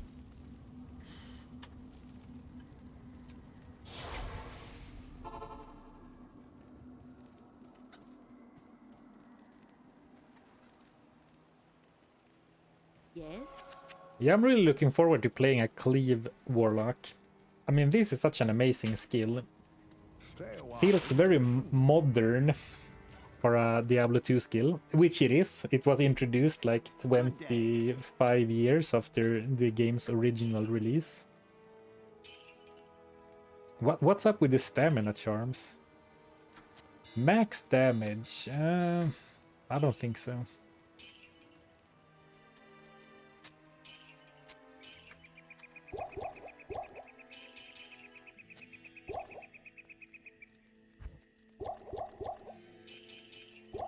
I guess I shouldn't be selling a bunch of potions when we're going up against Andariel.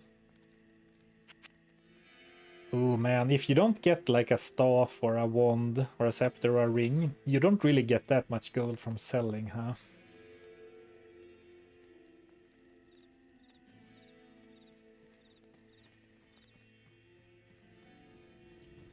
It's like, it feels so bad to not have a single point of magic find. I hate it. I mean, look at this gem stash. It's like I'm playing Blueprints over here.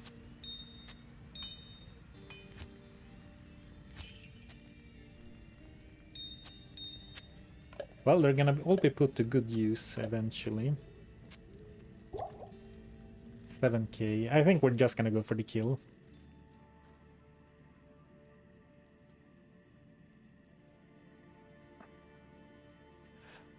How do you balance gambling versus rolling with what you got so you can gamble for higher item levels? The diamond hole is killing me. What diamond hole? Oh! Okay, sorry about that. Fair reaction, I think. Imagine if Andy drops a nagel, then I'm gonna end stream. No, I'm not really. So how do you balance gambling versus rolling with what you have to gamble for higher item levels? I think if you were to min-max, I would like have gambled one weapon and then not gambled anything until, you know, a certain point. But I think it's fun to, especially early on, like it's fun to gamble. I mean, I think it would be evil of me to advertise a gambling only stream and then be like, well, we're gonna gamble one knife and then we're gonna save the gold for stream 3 when we are level 50 to get some good stuff. But we'll play it by ear is basically what I'm saying. The waypoint started flickering. Yes, so like game heavy freaking out. Let's go gamble for an extra stamina, exactly. Thank you, Hamster Gangsta, for the super chat. I appreciate the support. Watching you live while working and giving some back to what I've earned for that time. Loving some illiterate warlock stream. Yeah, no books for this one. I appreciate the support. Happy to provide some entertainment while you work.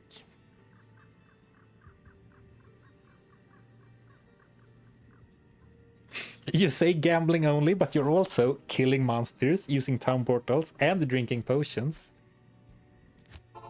An average stream comment. I came for gambling content. Okay, this one's for you, Adam. Good evening. Actually, what can we even get? Imagine...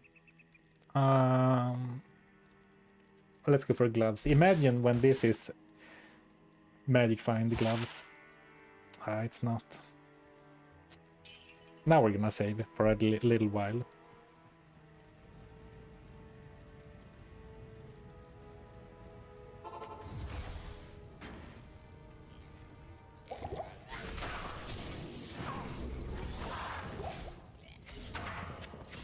I wonder what the strat for Act 3, Act 2 should be. What a block champ.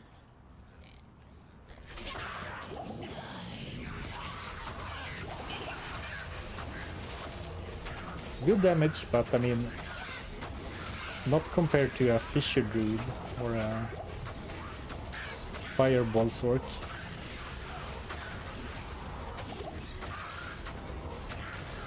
Oh, and there we go. Looks like a lot of loot anyway. Oh, and gold piles. Over her charred corpse. Thank you, Seal of Approval, for the super chat. Here's $5. Go gamble IRL. Swedish lotto ticket or something. Thanks for the content. I appreciate it. Oh, look at that rare pile. Hopefully it'll be a lot of gold.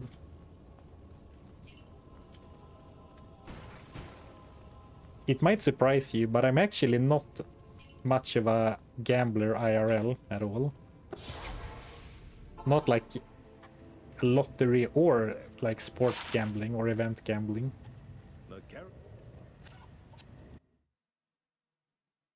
I got my fix. Hello. Greetings. I should gamble every 10 minutes to keep the attention span of the audience, I suppose. Yes. I think Are you going to the tower or not worth it now? I don't know. I think we might... It might actually not be worth it anymore. That being said, we could do one run just to see how much experience we or gold we gain. Actually, the experience is gonna be so bad. I think I'm gonna skip it, but we could have gone earlier. Okay, let's see. 7 to 8, but no elemental damage, but 48 attack rating.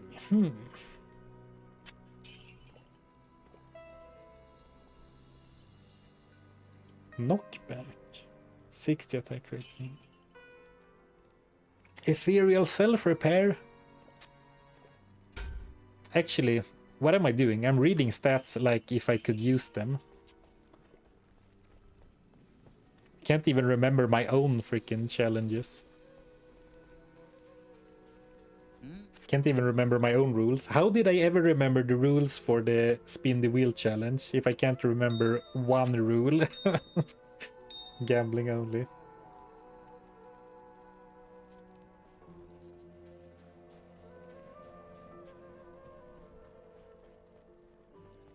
Greetings.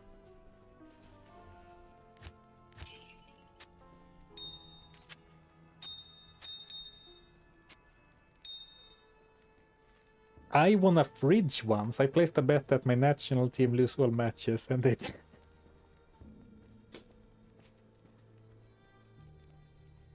Let's face it, movie more than worth it. Stream, I don't... Alright, well... You know, no one's forcing you to be here, my guy. Don't bring that kind of negativity in here. Sarfan, what if you gamble mercenary by choosing randomly? That is actually why I haven't grabbed a mercenary yet. At first, I dismissed the suggestion of like, you should gamble for your mercenary. But then the idea grew on me. I'm like, oh, kind of interesting actually. Why aren't you using the gem tabs? Because it's full of runes and gems from other characters. And I am apparently too lazy to sort it out. So we're using the... We're playing Diablo 2 like it's 2025 again.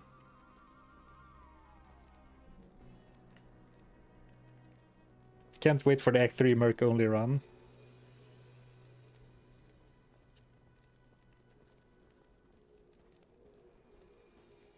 You didn't, chat did. Okay, fair, fair.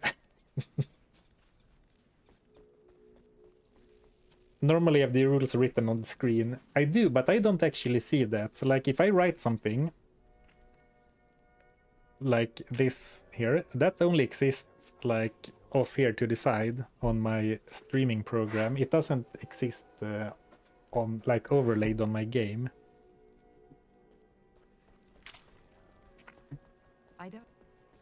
I considered skipping the first quest, but one skill point is one skill point.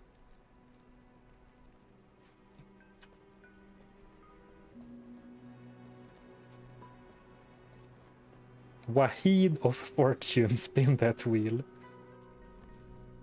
We could gamble, i.e. spin a wheel, for which name of Act 2 Mercenary.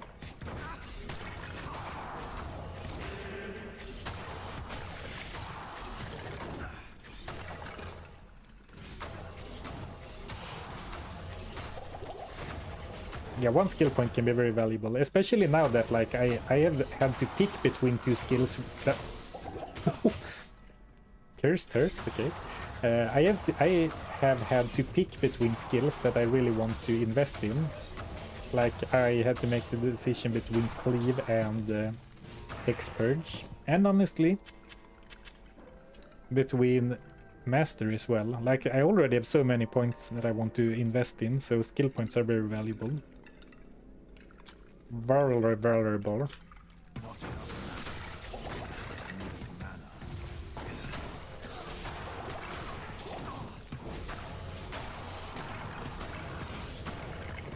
Should have brought more potions.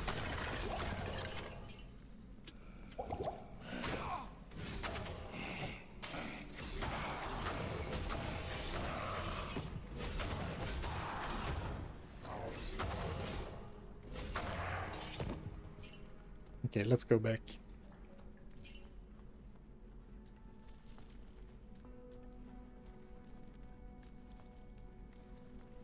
I thought any challenge that didn't use Emilio was invalidated. Something's definitely missing if Emilio is missing. Ooh, Dirk, that's gold.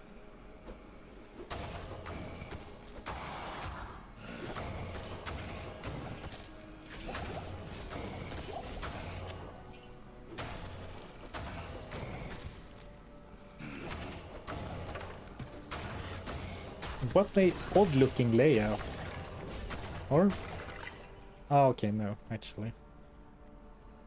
Emilio deserves a vacation. Yeah, even the heroes deserve to rest. Just get a marker and write it on the screen. How come I didn't think about that before? That's a genius. And then next challenge, I cross it out and write underneath. Are you going to gamble for a coffee or a Pepsi next? Ooh, actually, I could really do with a Pepsi right now.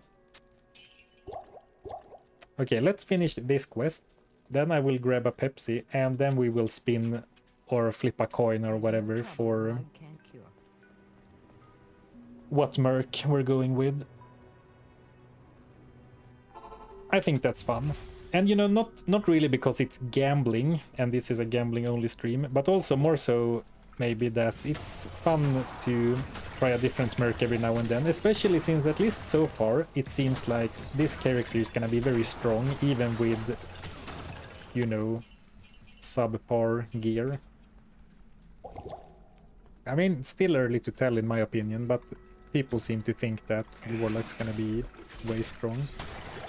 So maybe it's fun to at least randomize the merc. But in before we get Emilio anyway.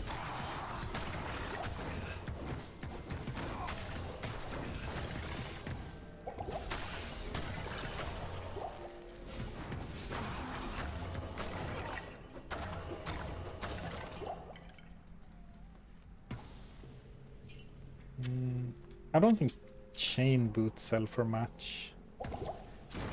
Like my rule of thumb is that armor that looks like it's made out of metal is valuable, though that's mostly body armors, I think. Can spin the wheel for what merc to use each act. I could, but I'm only gonna do it once. I don't want to turn this into a wheel spin stream or a wheel spin challenge. But doing it once is fun. I'm currently level 16. Oh, good that you asked that. I meant to do this before, but apparently I completely forgot about it. Thank you, thank you. I do have the gear armory thing set up. But I forgot to post it. Because you can't post it at level 1, because the program doesn't sync characters until level 5 or something. Because it's made for speedrunners as well.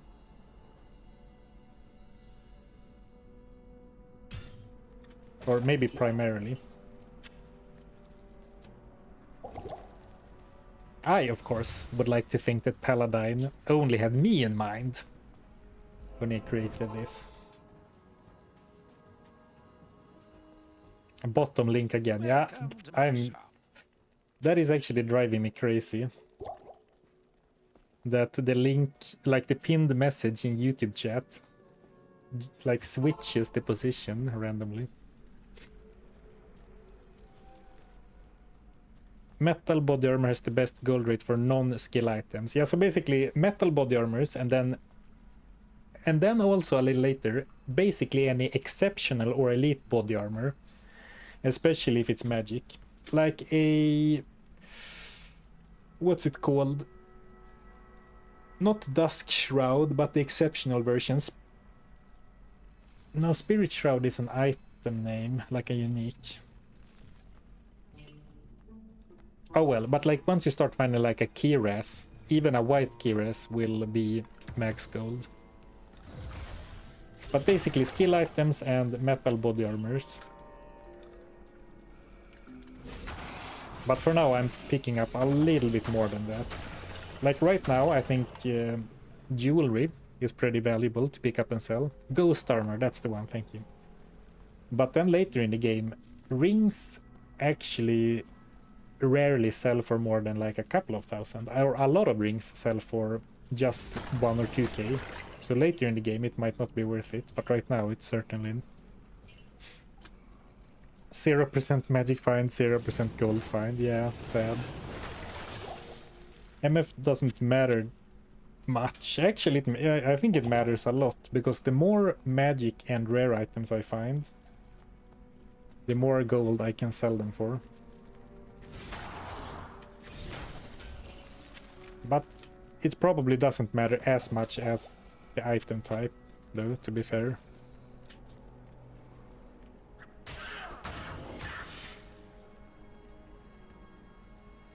I think the last time we did this exact run, I think I overvalued magic find, and that's coming from me. And I accepted the hidden cost of finding more rares and uniques that you can't use. Can't write that off completely.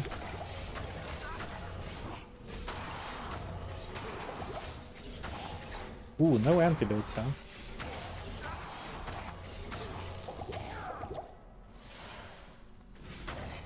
Damn, he's like critting with the poison or something. Greetings. Can he do that? Can he crit with poison? There's nothing the right poison can't cure.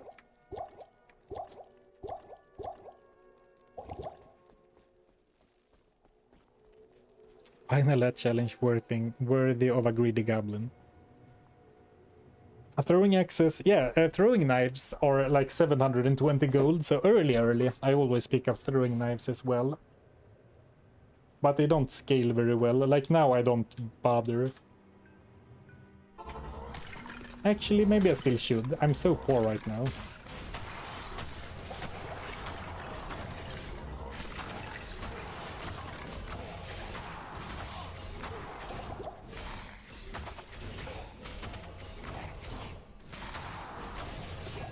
Here we go.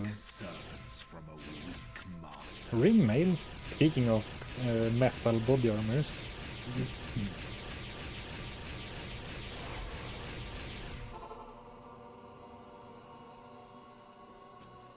Will you gamble for daggers to find a gull? Sadly, you can't gamble for daggers anymore in Reign of the Warlock.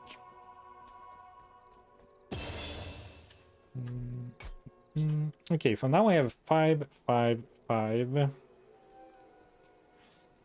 It feels like I should commit to something. On one hand, I think if you're gonna go for Hex Purge, I think you should really look at maxing it. But I mean, you can also not go wrong with Cleave, right? The main skill.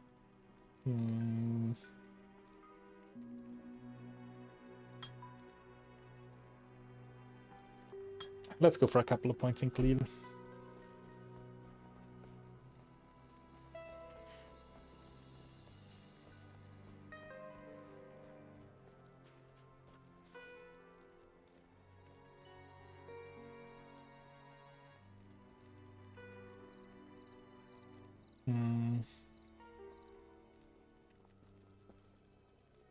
Oh, do I have this set up?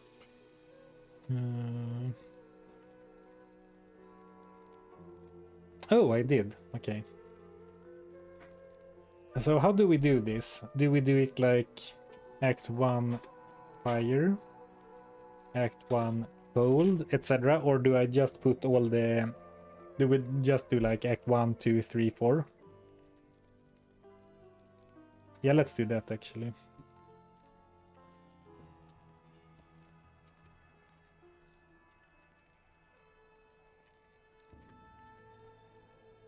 Oh, sorry. Freudian slip.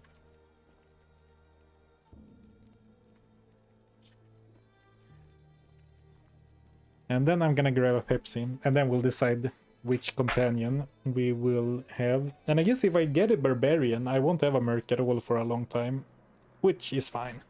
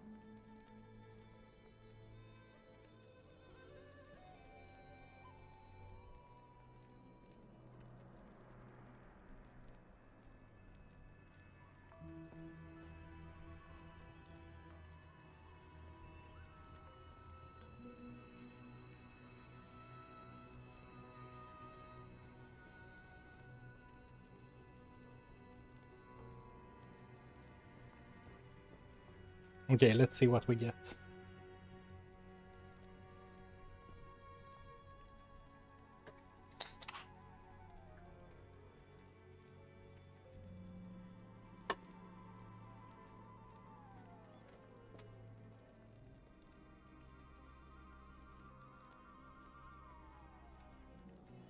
The most anticlimactic RNG spin in the history of wheel spins.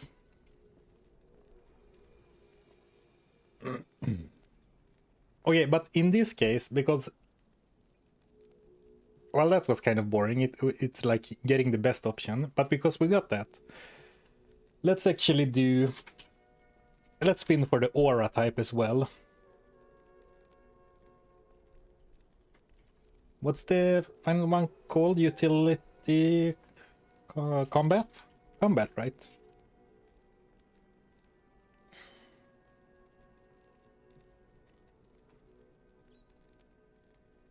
I demand a respin.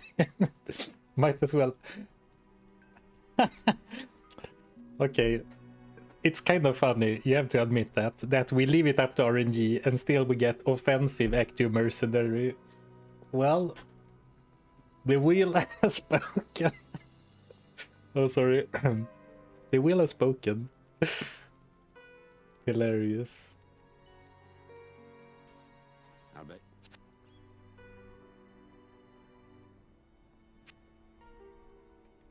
Ilsan?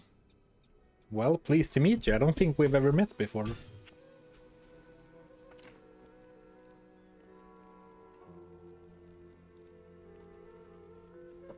So you get what you really wanted. Well, it's fun. I'm weird like that. I kind of didn't want that because I think that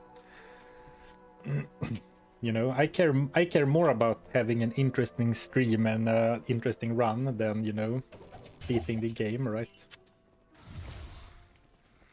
Rigged. rigged. Meant to be. Well, why do you think it took so long to go and grab the Pepsi? I went to mess with the lever mechanisms in the back rooms.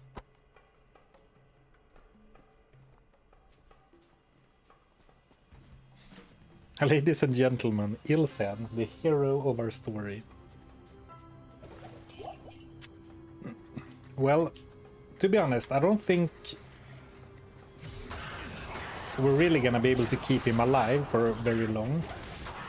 I mean, sometimes I've used a gearless Act 2 mercenary, and he has been actually pretty decent at staying alive, but in those cases it has always been the heal merc, like the prayer one. Because, like, let's be honest, it's gonna be a long time before I think it's worth dedicating my hard-earned gold to gambling for gear for Ilsan. Especially since, like, the stats we're looking for are like lifesteal and resistances and stuff. Man, Cathar sell for nothing. 2k. Oh, Amulet of Greed. I wish I could. Believe me, I wish I could wear you. You beautiful sun-faced amulet.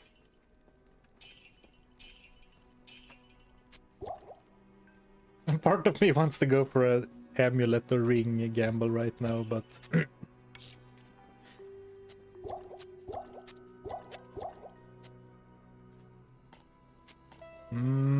what was I doing? I can't remember. Let's move on. Come on, at least give that poor sod a weapon. I think it deals okay damage even without one, oddly enough.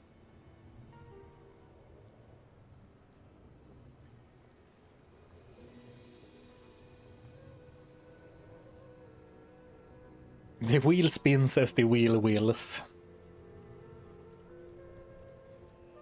If I ever make a video game, I think the wheel should be the main antagonist. And that's a great quote. The wheels. There can be like a dark, raspy woman voice. They're like telling a story of old heroes. The wheel spins like the wheel wheels. But you have to imagine a dark, mysterious, slightly sensual woman's voice. And not my Swedish as. The wheel spins like the wheel wheels. Yeah, like a Dark Souls NPC, exactly. That's probably a more straightforward way to say it. Calls of the Dead. Well, we are in normal, so we do need to go here. I don't have a waypoint though, but I think it was kind of short. Yeah, it's really close to town, so we can go in. I need mana. I need mana. Ooh, this has got an expensive debuff. I guess I don't really need to cast it very often.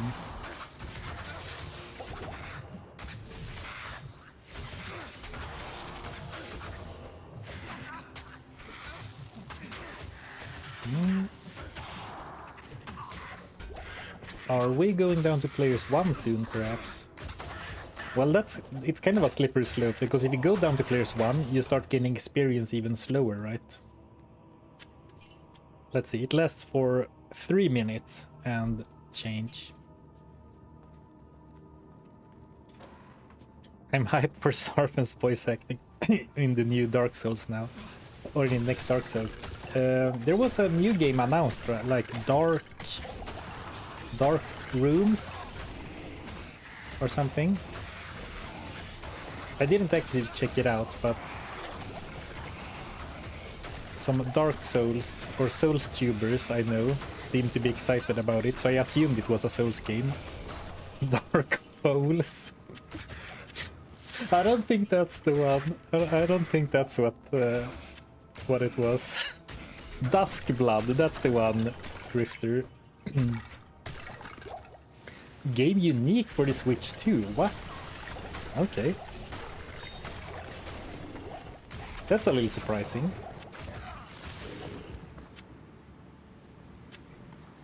And then I guess it's not really a Souls game, right?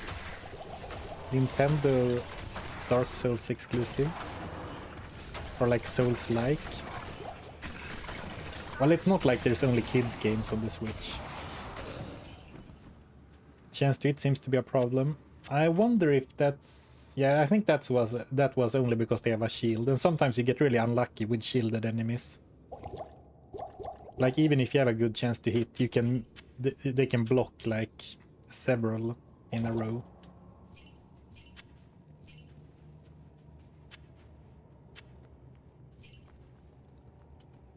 It's like multiplayer Bloodborne-esque battle royale. What? Okay, I need to check the teaser or trailer, I think. Oh, look at the arc now. We're swinging slightly more than half a circle, I would say. Oh, 204 degrees. Last time I checked, that was more than half a circle. Oh, so it is from the same developers as Dark Souls. Okay. Interesting. That's what they're focusing on next. Switch to exclusive Battle Royale Dark Souls thing.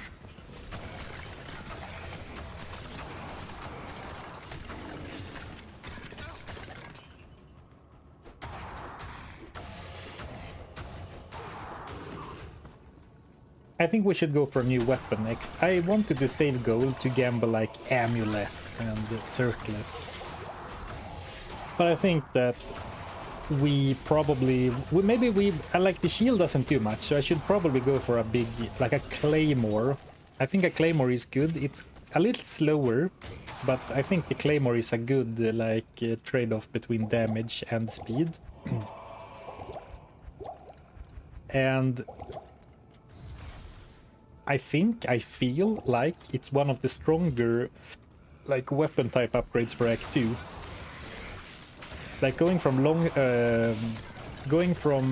two-handed swords in Act 1 to claymores in Act 2 is one of the bigger like base item upgrades, I think. At least it feels that way to me. Oh, that actually doesn't matter, because when you gamble it doesn't matter what the vendors have anyway. It's all about level.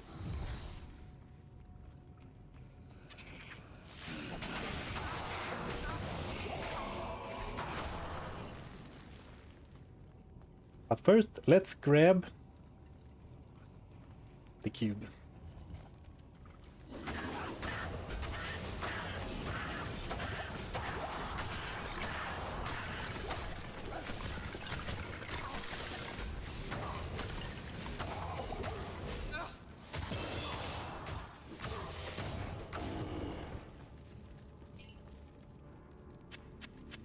I am overburdened. I'm overburdened. 2 axe mastery. To me that feels like it's gonna sell for scraps, but let's pick it up to see if that's true. Oh, I didn't... Well, now I can bring everything with me. Impossible.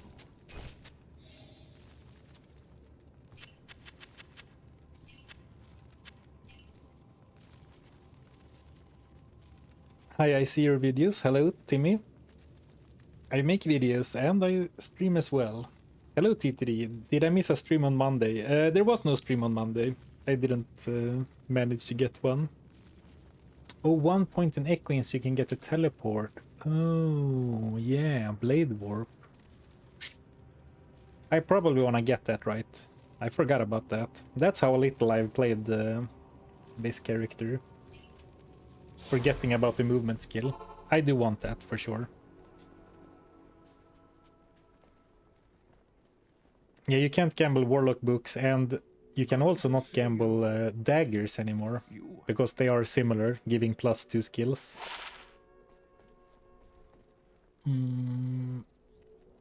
Okay, let's see actually what it looks like. What you need? So 400, 1 to Polar Mastery, sells for nothing. 6k, so, you know, Magic Metal Body Armor. Poison Creeper, 400. 14, Magic Find. The ring tempts you. But I resisted. Ooh, nice charm though. 19 lightning resist. Alright, I'm happy about that. It really feels to me, for the class-specific items to be of any value, they really need to... Oh, 25? They really need to be... to have like level 12, even level 18 and above skills, I think.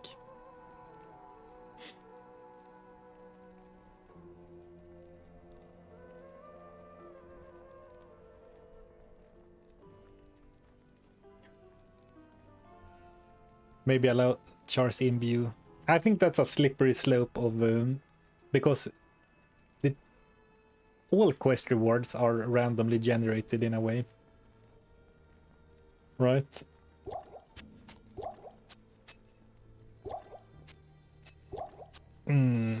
Okay, so I said Claymore. Is there anything else?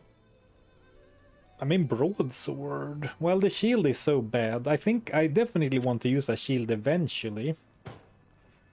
But right now, I think a two-hander. I mean, we could go for a spear or a trident. And if it sucks, we can give it to Emilio.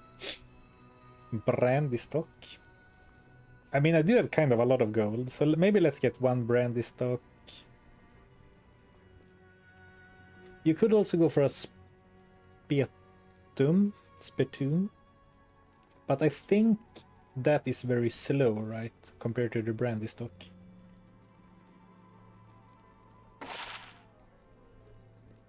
Oh, 75 or 45 decks. I'll put that to good use. I'm sure you will. Ooh, well, am I gonna... Well, with 40 strength and 5 in the bank, I think I should be able to wear a claymore. It would be very easy to confirm, but where's the fun in that? The broad axe is also pretty good when it comes to base damage.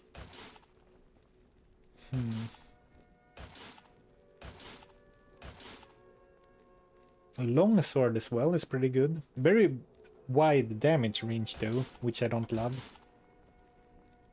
Crystal swords are decent, actually. They are pretty good, base damage wise.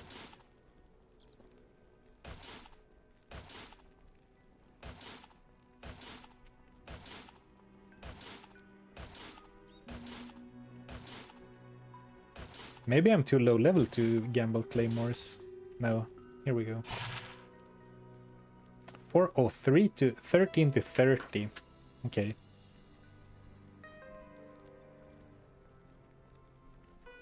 Oh yeah, levitation mastery lowers it too. True, true.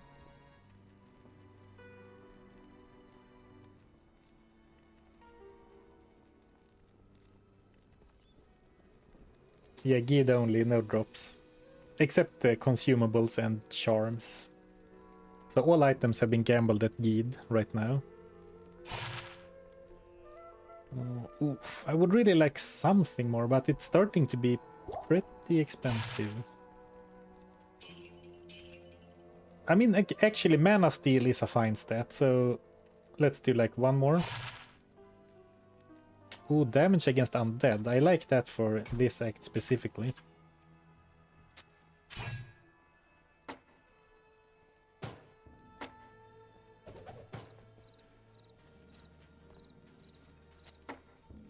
Can have that on Switch in case we want it.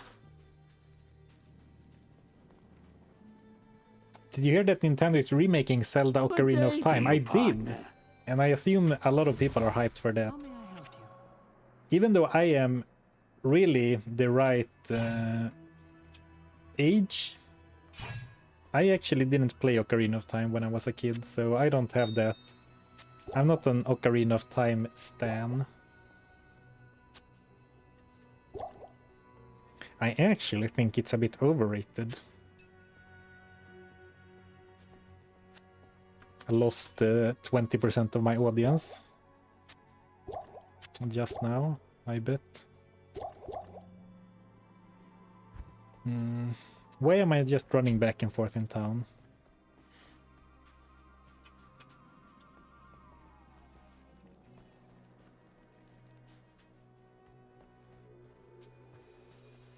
I saw a piece about remaking, re-releasing content for old games. D2R kind of started the trend with big studios. Huh, did it really now? 2021, right? Is that true?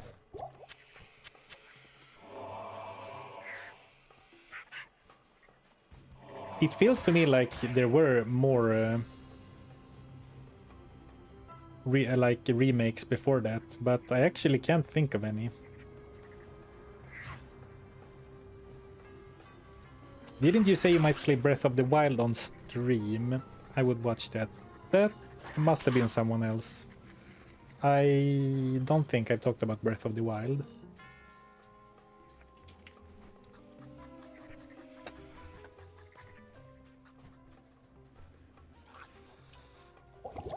But you know, actually, I think that maybe Ocarina of Time, because I haven't really given it a chance. I've never beaten the game, and I think that could actually do kind of well on my stream for being a non-Diablo 2 game. Like when I streamed Diablo 1, a lot of people were tuning in. I'm sure a lot of people were tuning in because it's the predecessor to Diablo 2, but a lot of people were like, oh yeah, I played this game so much in my youth. Okay, damage is good again. Speed? Ah, still fine. Noticeable speed drop, but the damage is really nice now.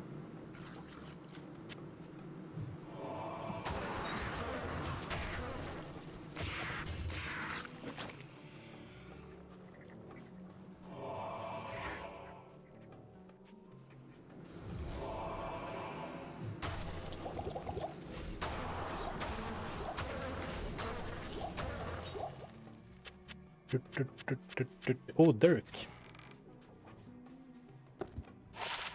No skills on it.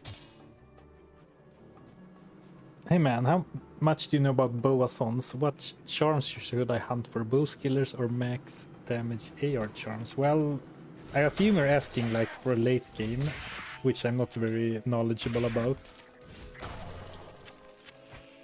But I think they favor damage charms. Well, assuming you're like a multi-shot Amazon, if you're a freezing arrow Amazon, then it's obviously bow skillers. Kill stealing from Ilsan. Multi-shot strafe, then I think it's max damage and AR.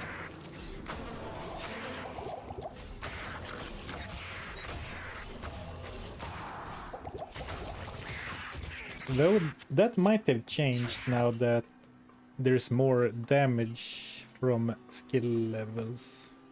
Is that true? Well, actually, I don't really know. Ooh, is the range... Ah, it seems like the range is better too. Nice.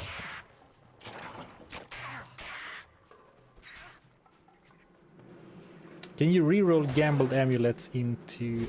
or gambled rings into an amulet? No. I would not consider that gambling.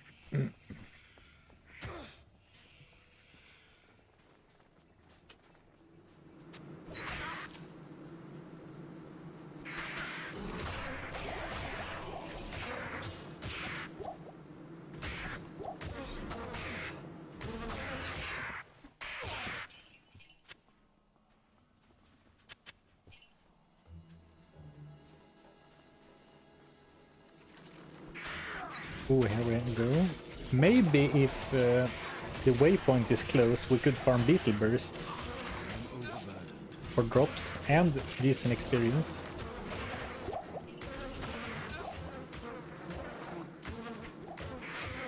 I'm getting so many potions though.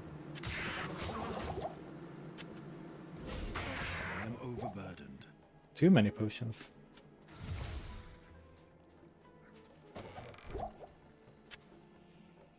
Actually, I could reroll daggers too with the chipped recipe, right? I assume weapon speed works for this ability. Yes. For cleave, weapon base speed matters. But then cleave itself does have attack speed and attack rating and damage, but it absolutely matters. Which is why I didn't like look for a big blunt two-hander.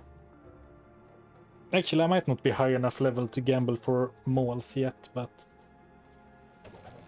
even if I was, I don't want too slow of a weapon.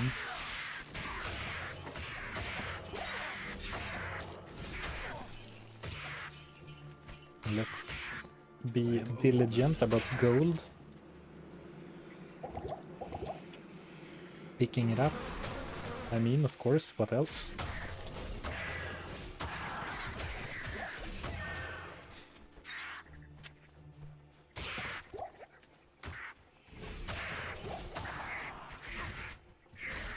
Slash.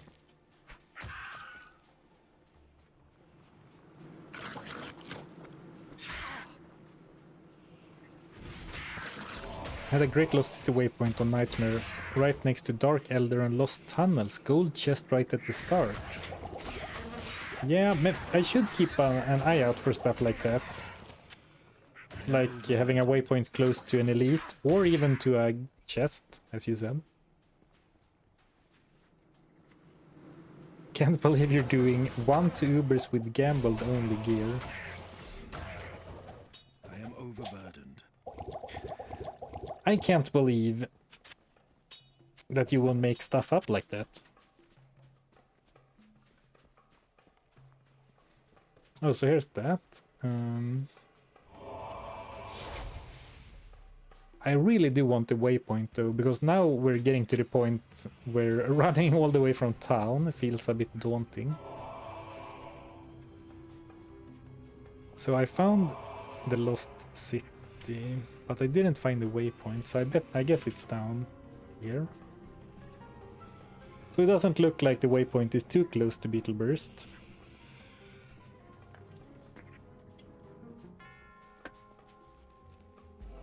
Not too far away either, but...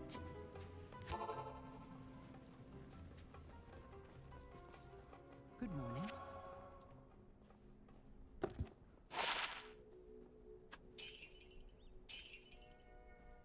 $10K. Well, here's what I was talking about. Usually I would always sell this for the 10K. But now that we are so gold hungry, maybe I actually want to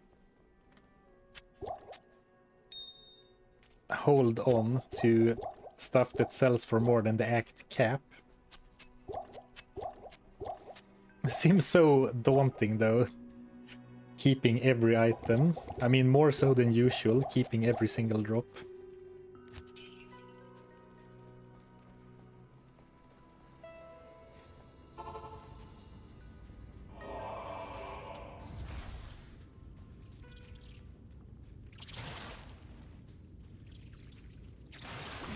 Cursed wheel idea, play with left hand.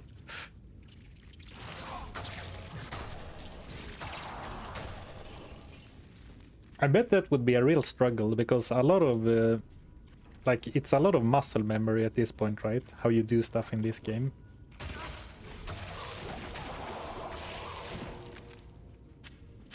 Second rune of the run. Tier and L. Steel. But of course, once again, you can't actually gamble non-magic base items, so rune words are completely impossible.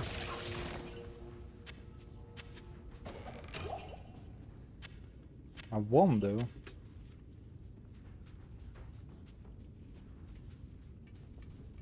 Even before that item sells for 10.5k. That is part of the reason why I don't like saving them, because the act cap only increases by 5k, right? And yeah, like you said, there's no guarantee it will. Like equipping magic fine gear by muscle memory. Make a rune word to sell. Ooh, now you are onto something.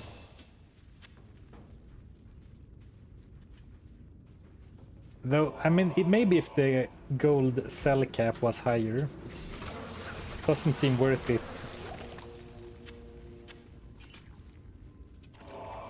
Well, maybe. It would be an interesting experiment, actually, to see if it sells for more than its components.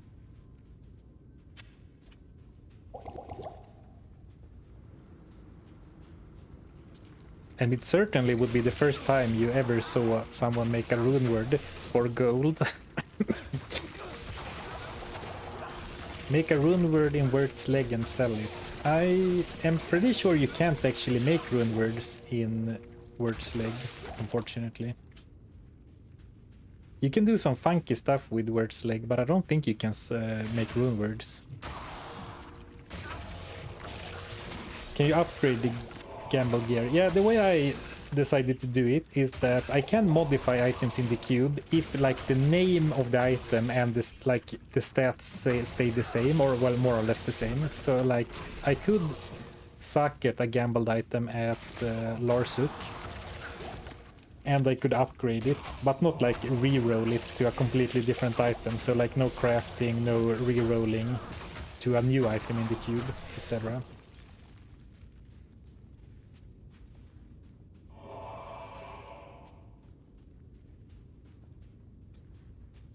Oh, you can't even sell Word's Leg. Scam.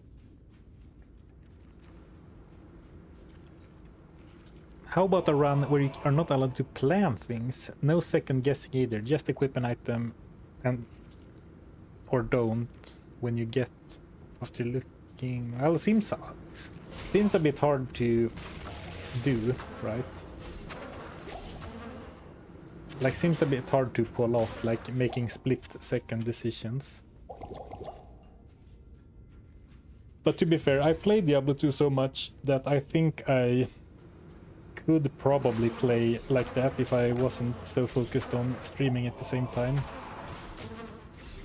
And like, sure, if I only have 2 seconds, I could probably not read all items in time, but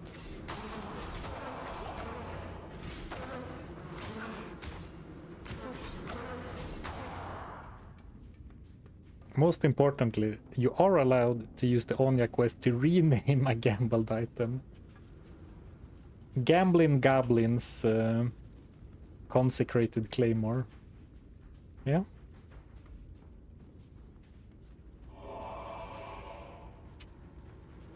Oh, we have Blade Warp now. Nice. Let's use it to skip some poor unsuspecting minions.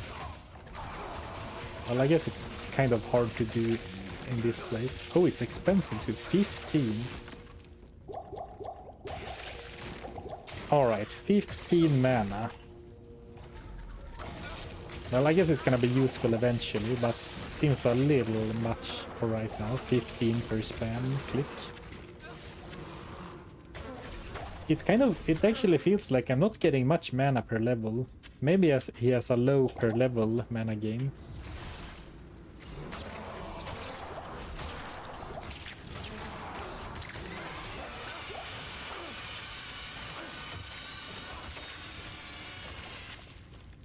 Or actually, maybe it's simply that 15 mana is a lot for Act 2. There's no trouble a mug can't cure. Thus, I've gambled over 1,000 boots trying to get good War Travs because I cannot get them by drop. I've gambled War Travs twice, I believe. which is extremely rare. But very hype. So here's what you can do. You can take a magic item, a magic weapon, and then re-roll it. And because it re-rolls the stats, you can gain a fair bit of gold this way if you get +2 skills, like Poison Explosion. Poison Explosion sells for the max, really? I guess Poison Explosion is a level 18 skill, yeah. Alright. Alright then. Oh, I didn't mean to go back. Sorry, I meant I need to go back for the loot to sell it. Where is Emilio? He's nowhere to be seen. It is an honor to serve. We have Ilsan, the substitute Emilio.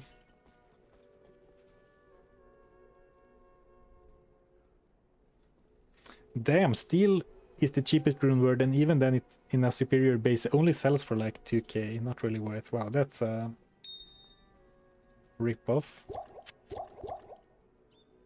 Well,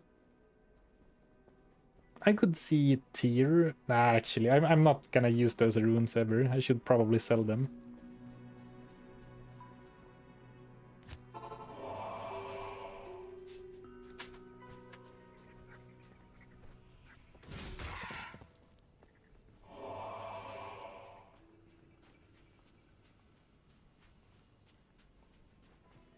Loot?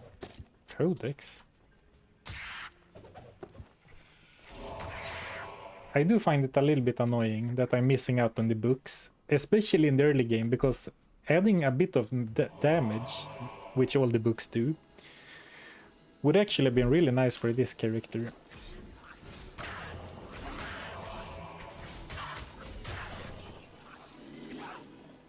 Ooh, I'm starting to see 90 gold in gold piles. But my deeds will not be hidden. 1 to max damage. Well, it does become 3 max damage with all the bonuses, but 3 inventory spaces, are you kidding me?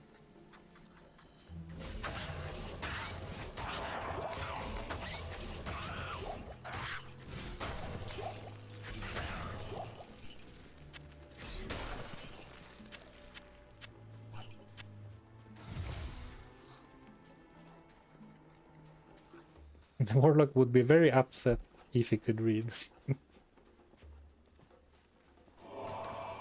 Ancient tunnels. I'm actually not gonna go in.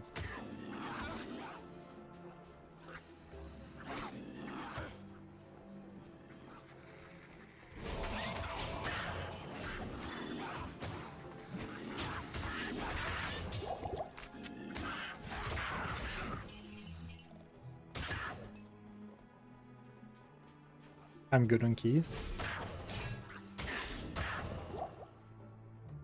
Still at 95 to hit. That's nice. I guess I do have blessed aim, Merc.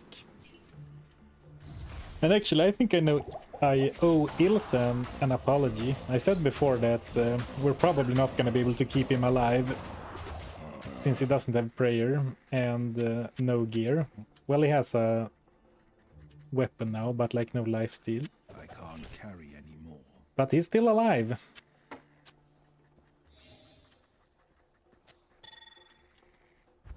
And I mean, surely it is because I kill enemies so quickly that they don't have time to kill him.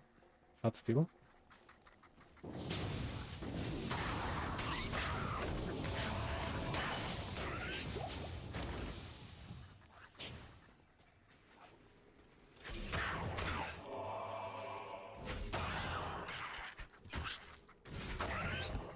Man, I'm loving Cleave so much. What a skill.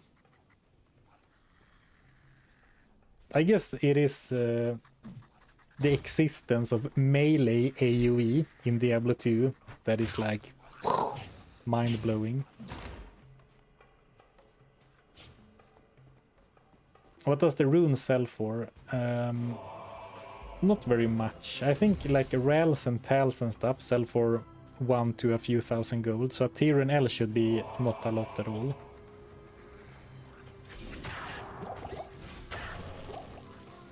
But later, you know, some mid runes like some mid runes that are not very useful, like Doll and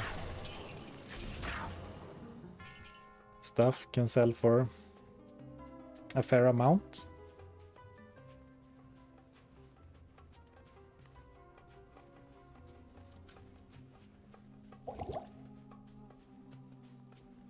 Bear sells for 20k or so. I think Bear sells for 35. I need mana. I believe that the Sir rune I sold in a video sold for 35k. It has to, right? It has to sell for the max, even though the max is laughable for high rune.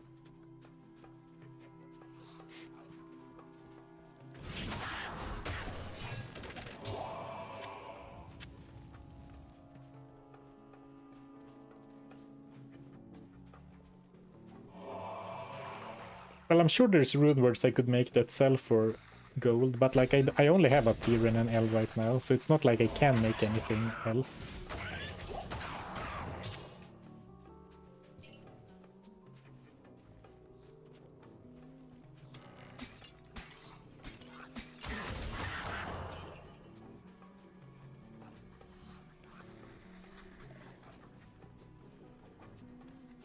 Now I know why I keep pressing tab all the time, because in Path of Exile 2, tab is the shortcut to toggle between corner map and overlay map. Now I get it. And I used that a lot as I got lost in Path of Exile 2.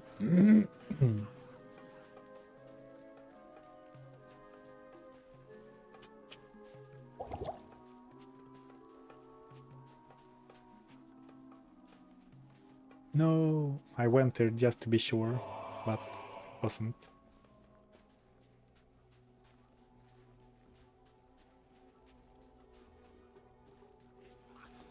I believe only plus this class tab or specific skills yield hard gold. All skill or class skill doesn't give much gold. It's kind of weird in a way, because wands, scepters, and staves sorry, give a lot of gold.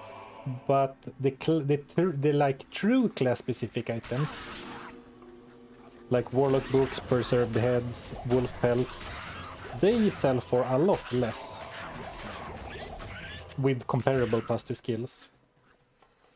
And I guess the reason is that they are class restricted, but like a staff is kind of class restricted.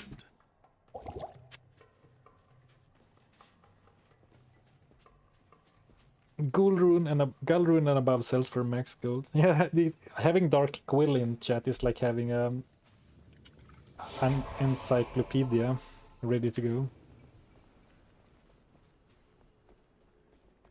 Hello. What about charges? I believe that really depends on what the charges are.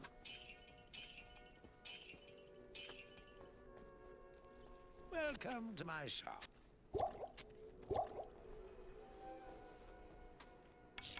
Let's see. 280, 630. Well, actually, there's no world where I ever will use an L rune for something. Do I need it in the shared stash? Not really. Okay, I'll sell them. The chipped gems I will keep though for re-rolling shenanigans.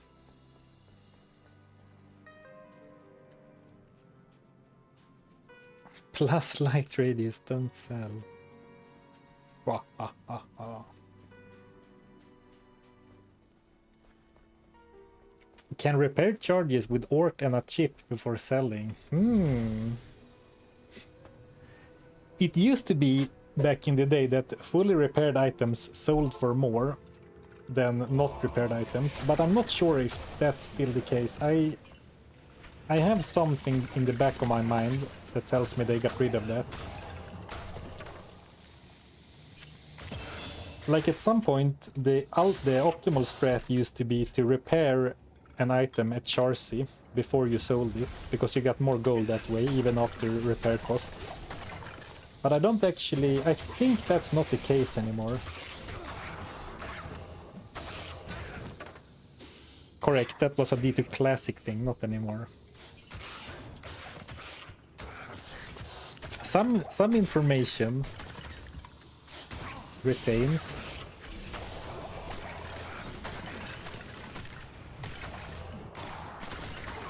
Ooh, an elite over there. Behind the ghost door.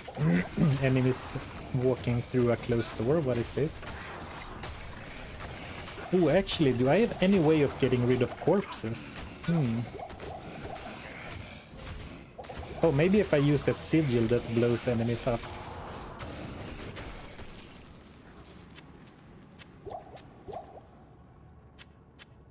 I mean, right now I'm not really hurting, but in general it's very good to have a way of getting rid of corpses, right?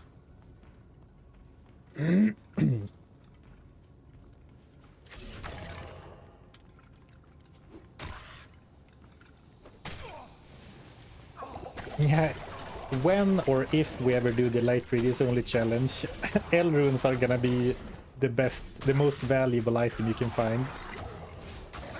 So you can add light reduce to otherwise actually good items. I need mana.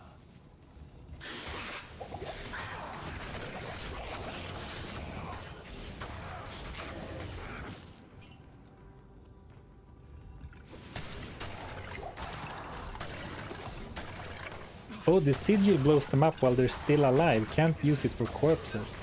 But if you blow an enemy up like that, do they still leave a corpse? Huh. For some reason I thought they wouldn't if they exploded, but... I mean, if you drop a meteor on a group of enemies, they leave a corpse, so why not?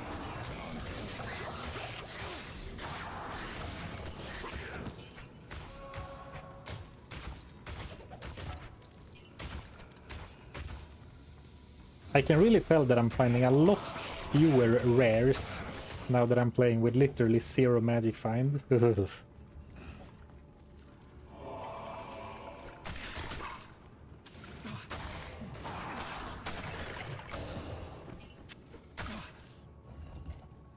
Oh no, not the Viper Temple, it's gonna happen again. Doom, like Doom and Gloom posting.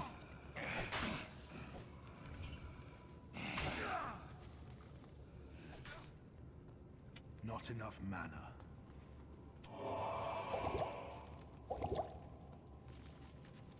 Is it over here?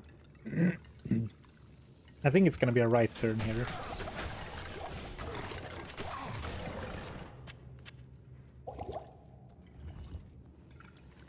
Yeah. Though in a way, with Cleave, it's actually not as big of a deal to get rid of corpses, because I can like kill the trash enemies while I'm working on the mummy in this case. So it's actually not that bad.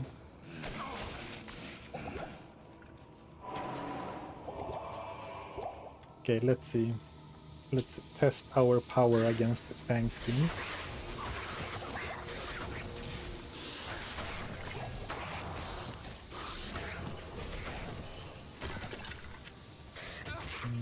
Bows in general don't sell for very much. I mean, there are some bow stats that are valuable, but in general, I don't think bows are ever worth picking up. What's... Oh, by the way, great find. Gold find charm. Very nice. Small charm of greed. But what I meant to say is, what's up with all the stamina large charms? This is like the 3rd or 4th one we found on this character.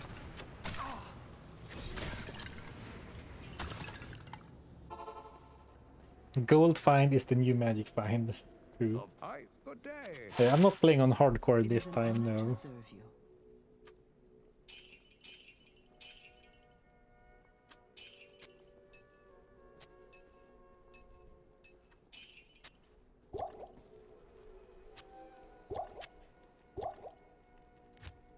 All right, 50k. We could gamble a ring, actually. So, I mean, I'm very tempted to gamble for more boots and gloves to hopefully get some of that magic find, but I think I'm overvaluing magic find. Could gamble for more weapons, or I could, you know, bite the bullet, or how to say, and gamble for rings and amulets to get something. But what are we even hoping for at this point? We're still pretty early in the game. So like, yeah, we would be hoping for magic find, I suppose.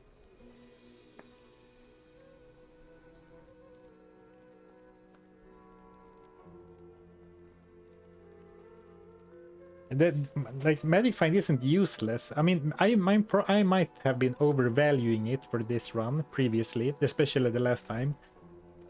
But magic find means that you find more magic loot, which on average sells for more. But I think that, thinking about it, the base item probably matters more than the rarity, at least at this point. Right? Good day. It's been a while since we did a cheeky gamble, though. Let's get a magic find ring.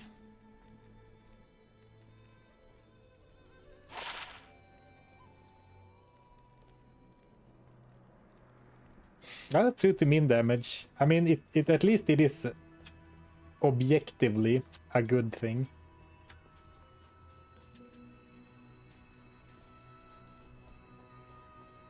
Yeah, Warlock books aren't gambleable.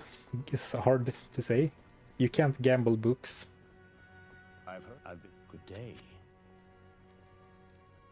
Yeah, the price hurt. So, I mean, really, we should have waited, because in like 10-20 levels, we should be able to at least get like lifesteal, high resistances, all resistances even. Well, we're level 20, so I don't know. It would be really funny if it was light radius and nothing else. Chat would go wild. Gamba label. Gamba label. I think you're trolling me. As if you aren't rolling for Gull. Well, if we could gamble dagger still, I would of course do it. Because then you would get to gamble both for Gull, with like the additional possibility of gambling a really good plus to skill weapon. Like, we did find one natural before, but like a dagger with +3 to Hex Purge for the weapon switch would be pretty damn sweet.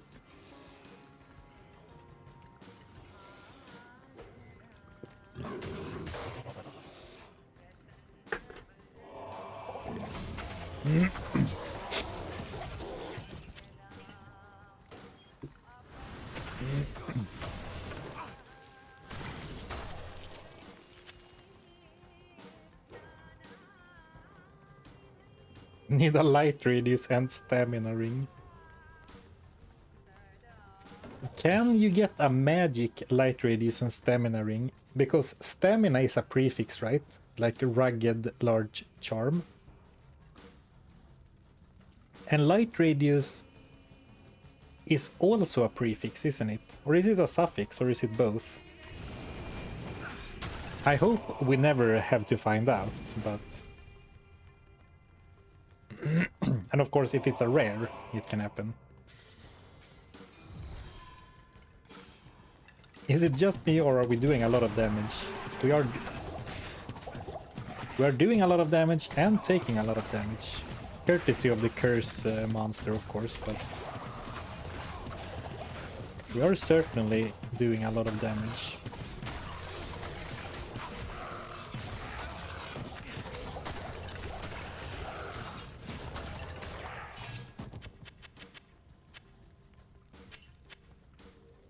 So we are on pace to defeat 2 acts in one stream again. Absolutely crazy.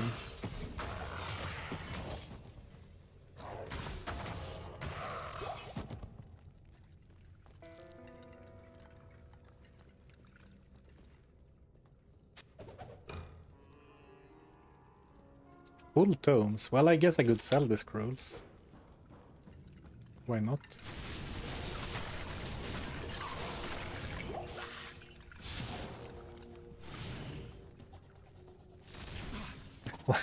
A question of how to eat your meatballs. I don't know how to translate that to English, but raw stirred lingonberries. I think you should go with. That's the way. Realm must be what remains of Horizon's mind and soul. L, R, and stem as prefixes on rings is possible. Yeah, but they're so both are prefixes, right? So you can't get a magic ring with both. You would have to have a rare one. Greetings. Mm.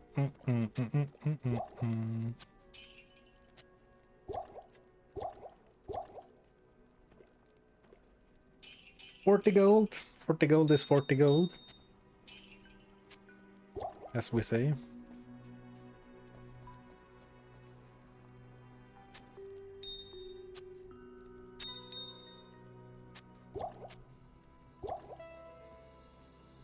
I mean, at some point it's surely gonna be smarter to have a one-hander plus a shield. So I do think I want a diamond sometime in the future. But the rest we can use for re-rolling.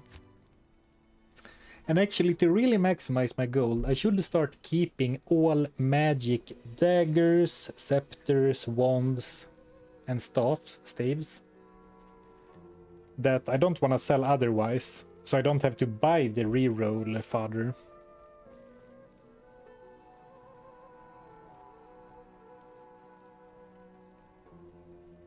Light radius is also a suffix for rings. Ah, okay, but not for stamina.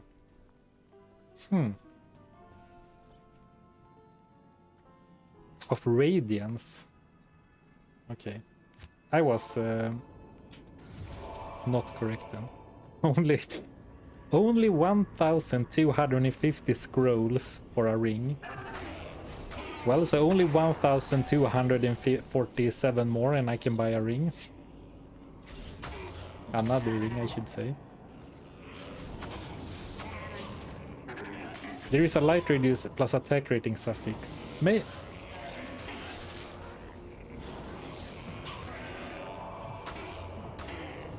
Isn't it a combo that's a prefix though? And the light radius that's... Only light radius that's a suffix. How did you trick me into talking so much about light radius? Well played, chat. Well played.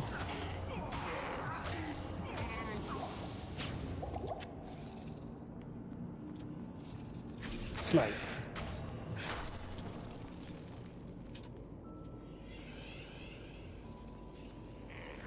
Oh, big pack.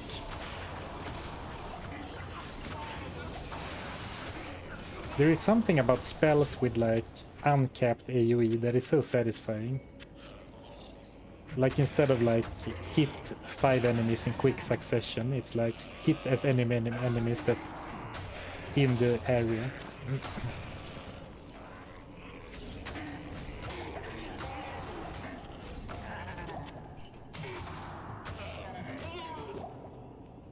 Oh, here we go. Loot filter is working. I'm pressing show loot, but it doesn't show up. But it is here. Because we removed ammunition and throwing potions.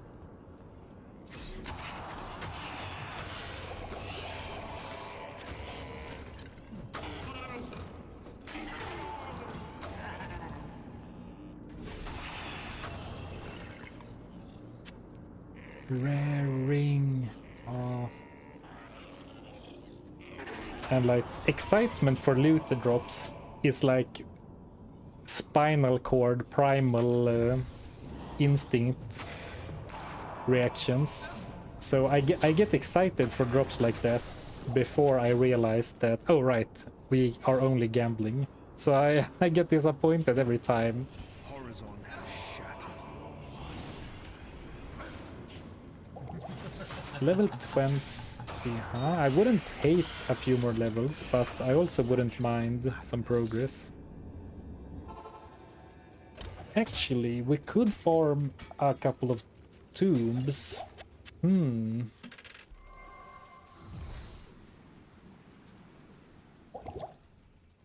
Because all tombs have a chest at the end. Or in them, not necessarily at the end. They don't have an end.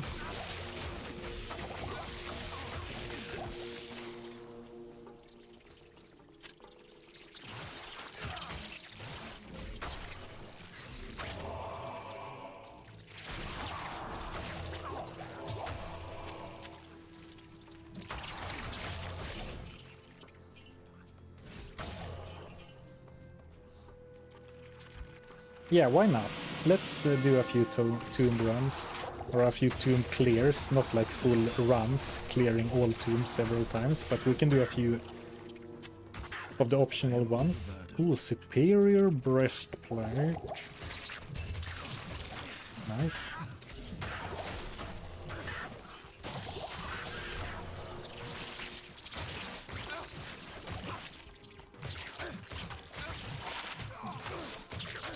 Actually, it sells for it sells for a lot.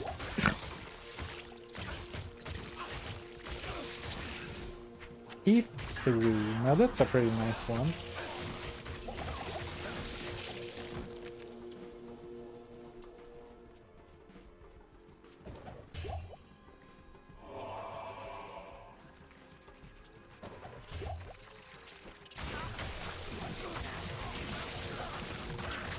Ooh, I'm taking lots of damage too. Attack rating is not 95 for the first time in a while, so I think I should get...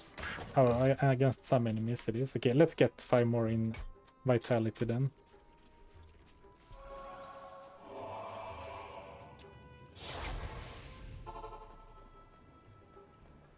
Did you take the waypoint? No, he did not. Stay a while and listen. It wouldn't be the first time, I tell you that. I think that the canyon of the Magi might actually be the dual res. Okay, to be fair, very low, but lightning res, fire res, and magic find on the same ring. What is this? Straight up cruel to give me that on this run.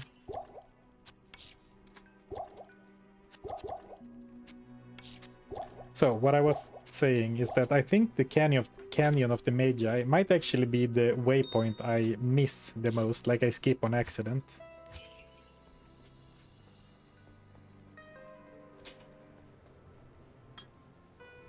I guess it's something with like you come from the portal and then you set out for the final quest, and there's usually some enemies nearby, so like I start doing stuff and I forget to actually click the waypoint. Which of course I really want to do.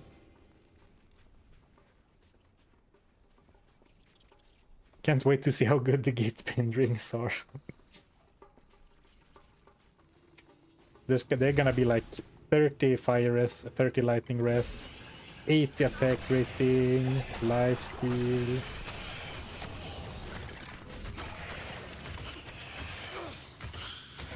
Well, we're really working towards those 1200 ID scrolls.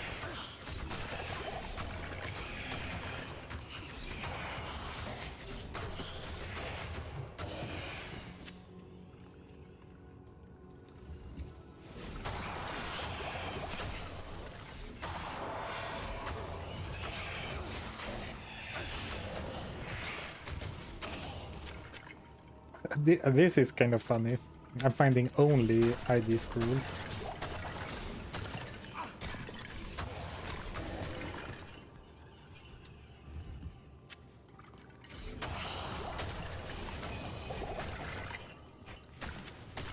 The magic find is probably not great, but I said before that, you know, even for a challenge like this, more magic loot means more gold for selling, which means more gold for gambling.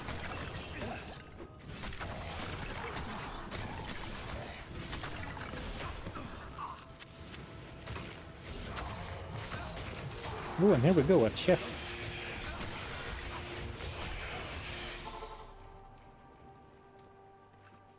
Yeah, cleave is so satisfying. What a skill. Good evening. I'm really happy we went with the warlock, the melee warlock. Good evening. Look, it's like almost 400 gold. And now it's all gone from buying potions. Not opening chest. I'm going back.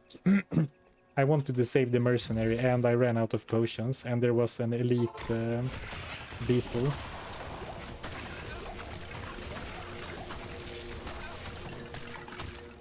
So I'm not done at all.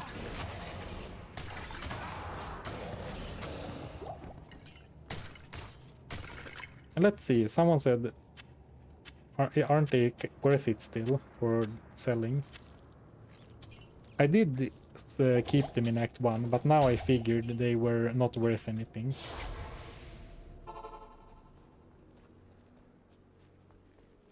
Yes. Buying potions is not gambling. Well, potions aren't gear now, is it? Are they?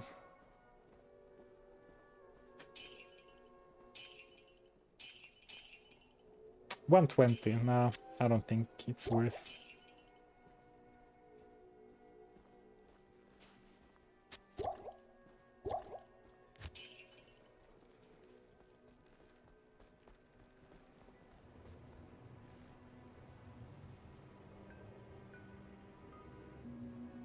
Why isn't this an extremely masochistic run with crazy restrictive rules? I can't carry anymore. Well, we'll see how it plays out, but I think you're underestimating how restrictive only gamble gear is.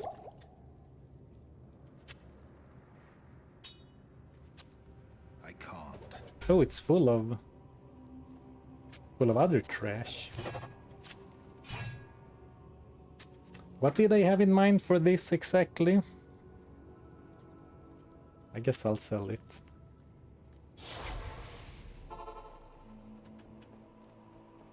Horned Helm could have +2 skills. Did I not bring the Horned Helm? I brought a longbow instead, whoops.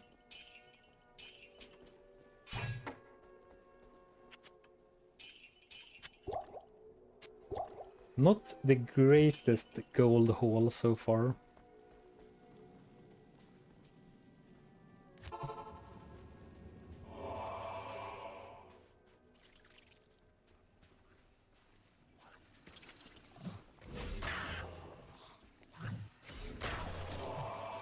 One shot.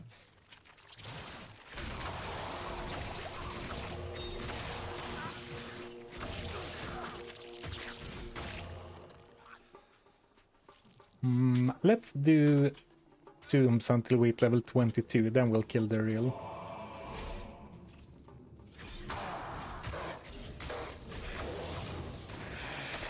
Because as great as things are going right now, I am a little worried about Duriel because, you know, I am a melee character after all that will be slowed and knocked back.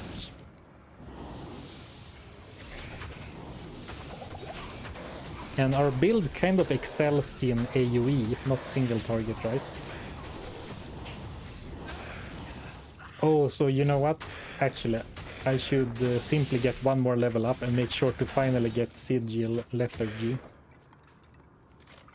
I bet you that if we do that, it's gonna be a lot easier.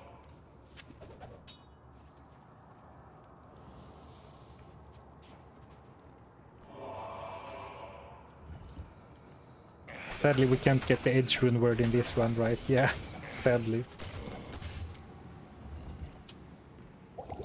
I mean, I did make charms exempt to the rule, since you can't gamble them. So we could find Gheed's fortune for the cheaper vendor prices, but yes, edge would be very nice. Can't carry anymore. What is your most used rune word? For me it's probably Ancient's Pledge actually. But that's mainly because I do the challenge runs. and you always get the runes for Ancient's Pledge from a quest in Act 5. And it's very useful. Whereas I don't always manage to like create rhyme or insight, even though I make them very often. But Ancient's Pledge I make for most runs, unless I'm two-handed only or very, very strong at that point. But I think Insight might be second place, because Insight is so good on casters and for melee characters.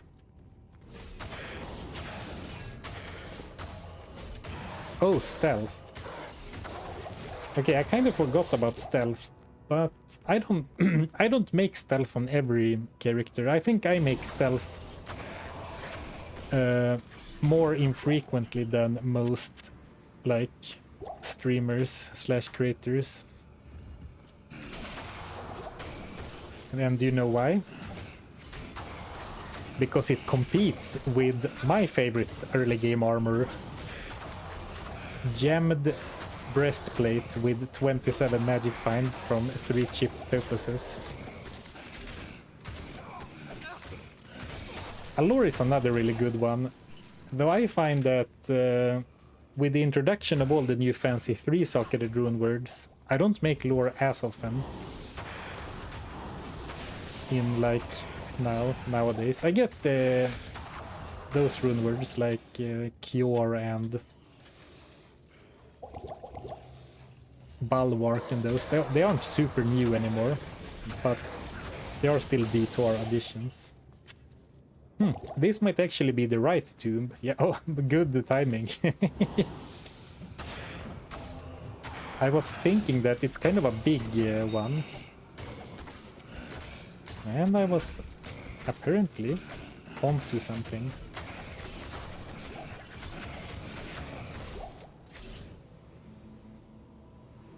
Three chipped topazes is the Sarfen rune word, exactly. Do you ever think about doing challenge runs for other games? Yeah, absolutely. And I want to get into that. The problem for me, though, is that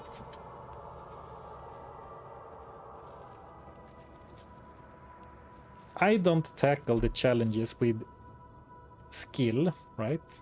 By the way, I'm completely stuck, excuse me. I don't tackle the challenges with skill. It's a lot more about like knowledge or tactical grinding for something. Oh, thank you for reminding me about Blade Warp. I was gonna TP out or save an exit. So for example, I played Path of Exile 2 recently, like last week on stream, but I don't think I could create an interesting challenge run video in that game because I simply don't know enough, so it would only be a like playthrough. Maybe it's not maybe I'm overthinking it, but for like I think that a lot of what makes my videos interesting, and I mean you guys probably can tell that better than me, is that I play the game in a very, you know, particular way and try to tackle the challenges with like, okay, how to maximize this suboptimal thing, right? And that requires a fair bit of game knowledge, which I don't have in any other game. And challenge runs don't need to be like that, but I'm just saying like that's how I usually have approached it.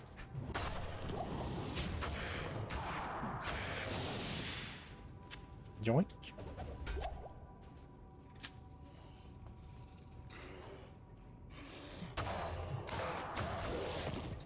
Joink? Not joink.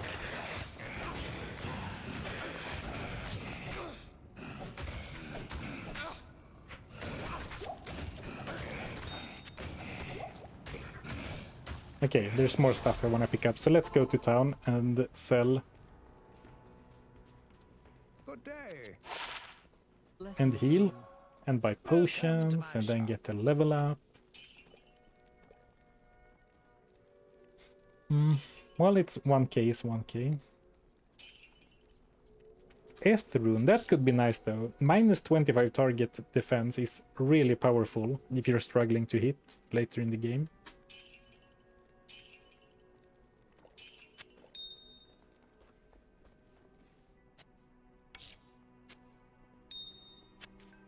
Why are you carrying a white dagger with no skills? Well, I thought when you were talking about making rune words with the intention of selling them, I thought, hey, actually, we could use the imbue quest.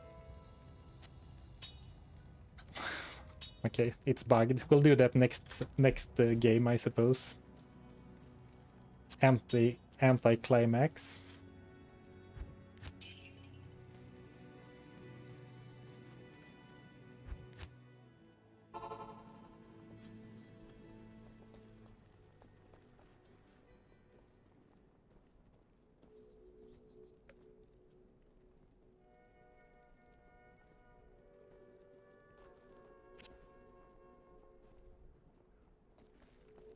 And another thing is that when I brainstorm and decide what challenges to do, at least for videos, I always try and think like, how will this play out?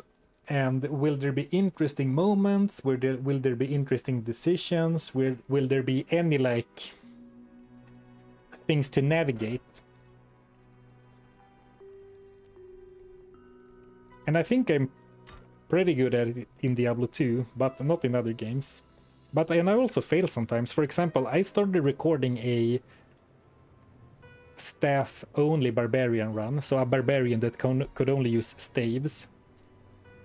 But I actually scrapped that run when I reached to hell, because there was no... it was simply so boring. Nothing interesting happened. And what I failed to account for was that staffs can't roll enhanced damage as a magic or rare, like as a prefix. So the only way to get a damage staff is to make a rune word, and that limited the interesting itemization options to such a small pool that the video was like, okay, first we're grinding for if, and then it's all about grinding for insight, and then it's like, okay, nothing else happens in the video. But usually I'm pretty good at avoiding that, because I can kind of think of interesting things that will happen, right? What was the original question again?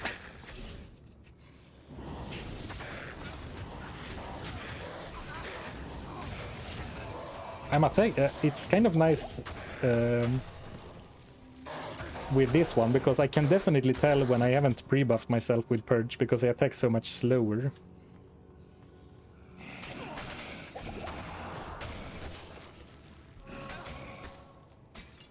So even though I'm considering switching to Hex Bane for the Duriel fight, because it reduces enemy attack rating and defense by a percentage, I'm not sure if I want to give up the attack speed from Purge. Kind of tricky, actually.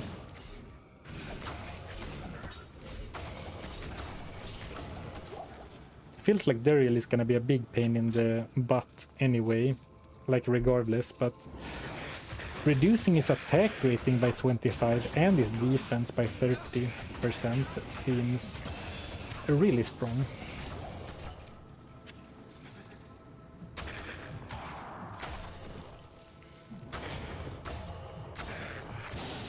I guess Purge is still good for single target.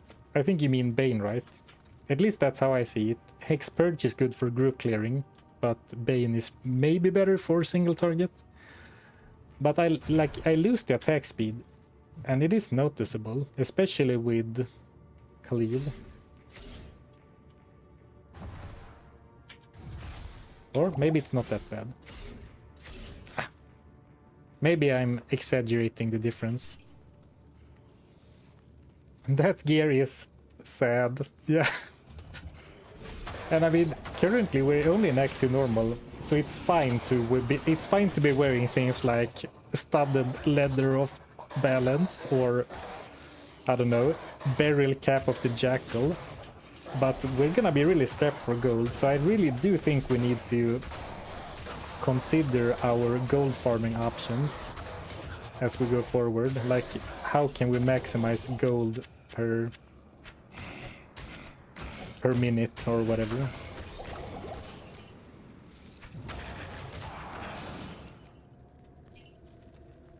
Can you switch between hexes?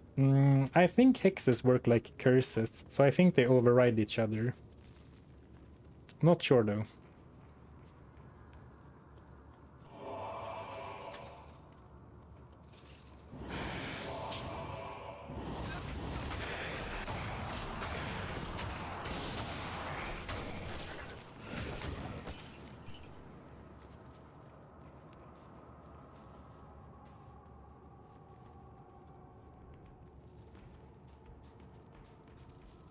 What? No two-sucketed magic helm with topazes? I know.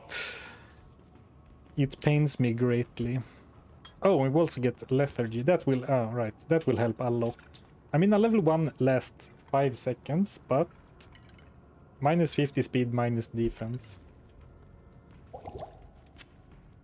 I feel sort of confident that while Duriel will cripple me with Holy Freeze, I will be able to cripple him right back with Sigil.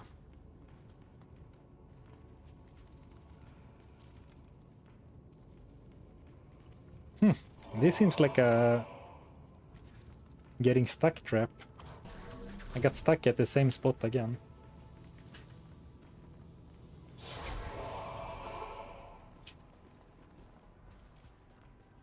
Stay a while and listen.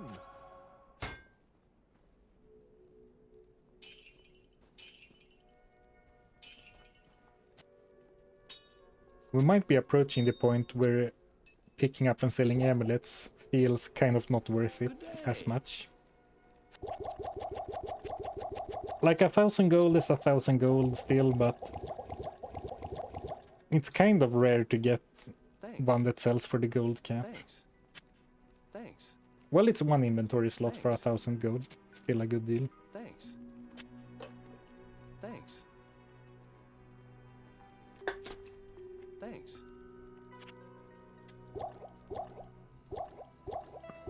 So I'm spending some gold here, but they're pretty cheap.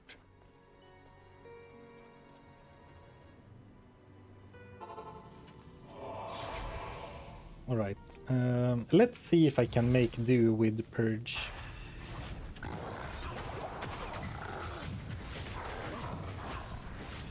What? Ilsan is even able to stay alive?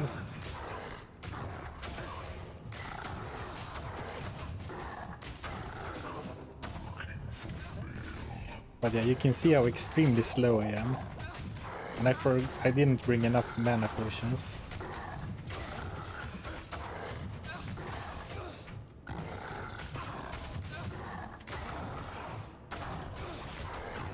But I can't believe that Ilsan is staying alive.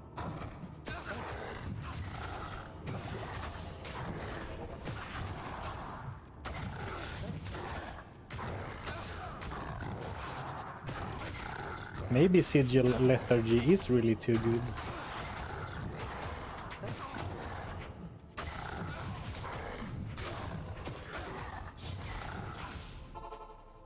Like, slow them by 50% and reduce their defense. Greetings. Sadly, no more damage buff, but... Greetings.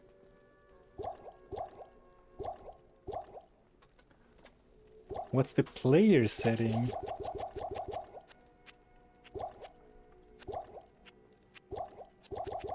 Damn, that's even a player's 3 Duriel. I forgot to turn it down. Yeah, that's a player's 3 Duriel. I think Ilsan has earned a full equipment set. Fair point. If we defeat Duriel, Ilsan has definitely earned a gear upgrade or 2.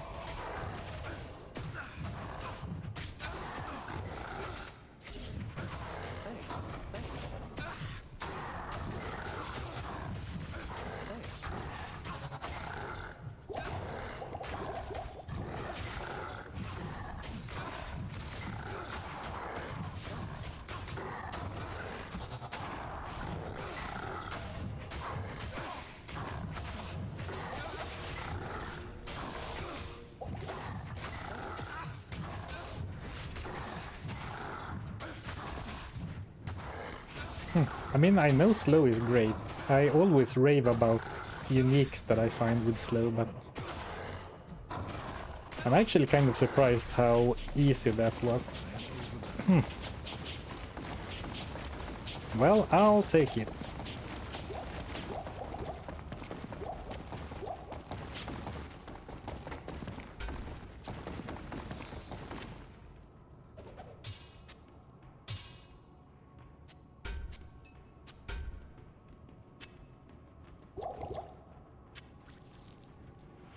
No TP scroll rigged. We have lots of rares for someone with literally 0 magic finds. Well, I guess whether or not he drops a lot of TPs is independent of your magic find, since base type is decided before magic find kicks in. This is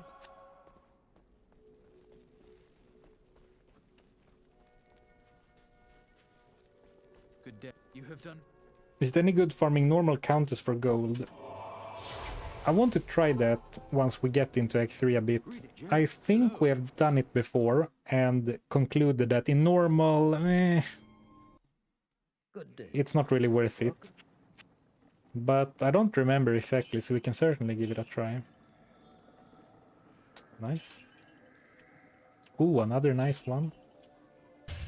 At some point I said I should stop looking at the items before I sell them, but I can't help myself.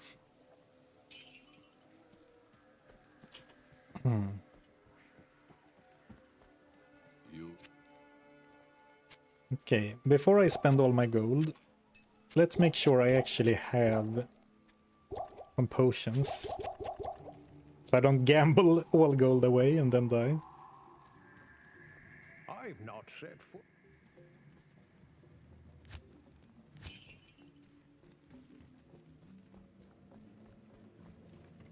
Okay, Ilsan definitely has worked hard to get a little upgrade. So what can we buy? Oh, 26k! Are you crazy? Here, Ilsan, you can have a hard leather armor. Fire resist, poison length reduction. That's actually To good use. good stats for a merc.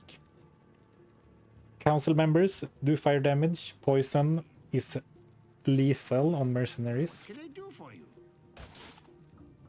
I'm trying to justify cheaping out on the base type.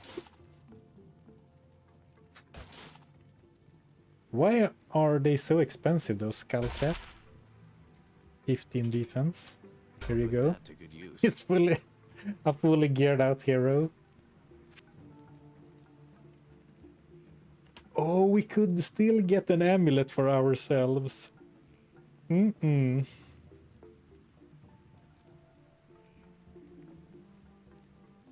It's not a wise choice to make, but it's really nice to fill out the gear slots. Yeah, the price is for 3,000.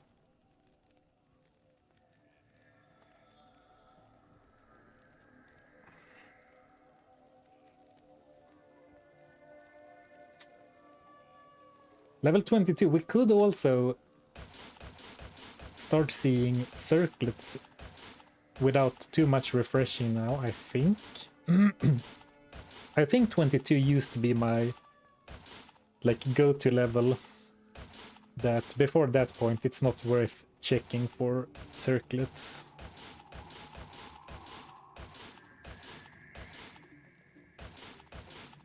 I'm not even sure if I'm gonna gamble a circlet, but now I just want to show you that it can appear, so I don't look like a liar.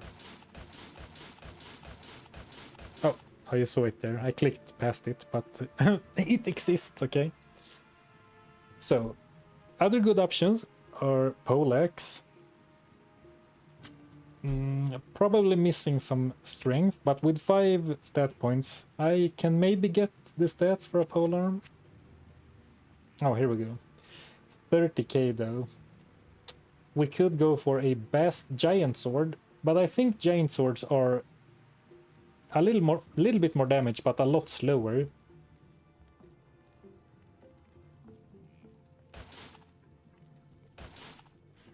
What else could we go for? Like I said, I didn't look at like malls, but it is certainly an option. Poleaxe, maul, maybe even a warhammer. I like warhammers. They are slow, but they deal good damage and are one-handed.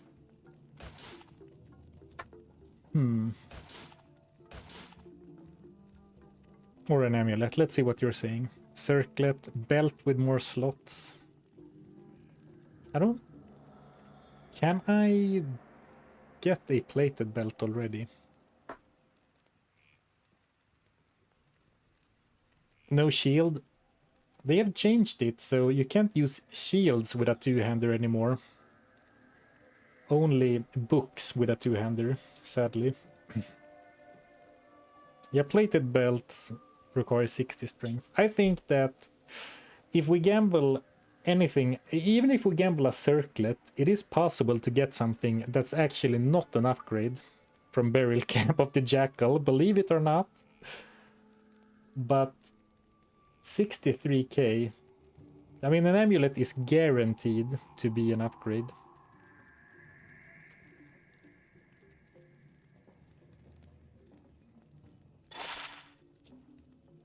So, +1 to Eldritch skills.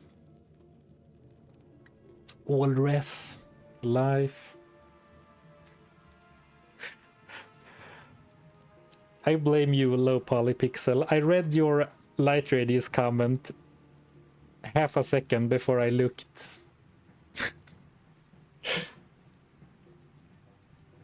Okay, you guys get your light radius, but I look at the attack rating and think, well, that's fine. I'm happy with attack rating. The 63,000 gold offering to please stream chat. +3 though. Did you consider +3?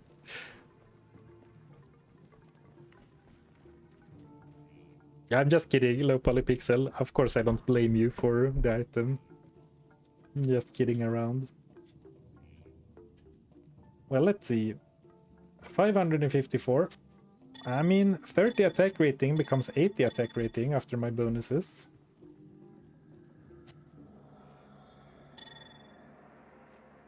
It's something. I mean, you can't even see the light radius. I guess we're in town now. Well, look here at the puddle. Ah, light radius. Light radius.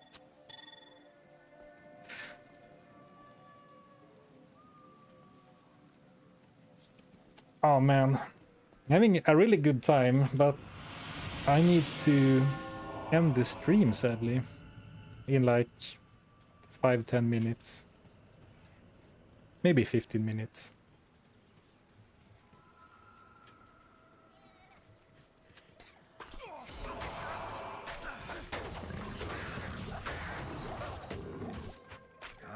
Well, the damage is still good. Now you can lower screen brightness and preserve your monitor.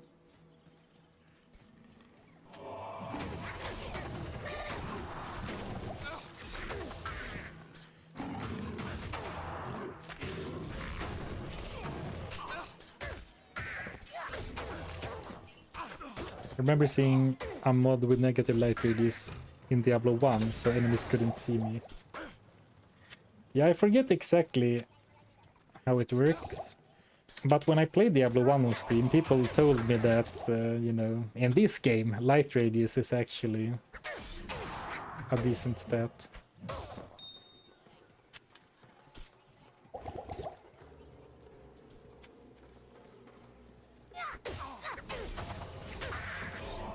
Why did I skip this path?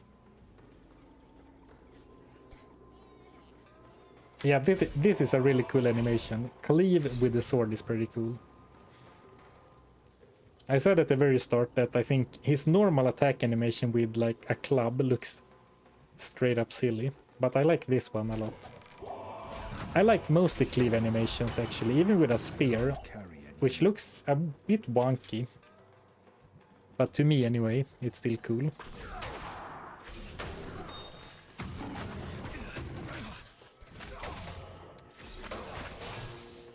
And of course, great coverage. AoE.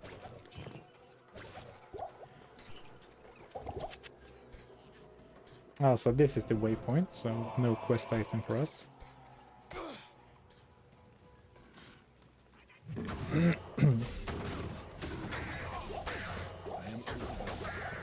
Well, I can speedrun Act 3 as much as I humanly can. I am overburdened.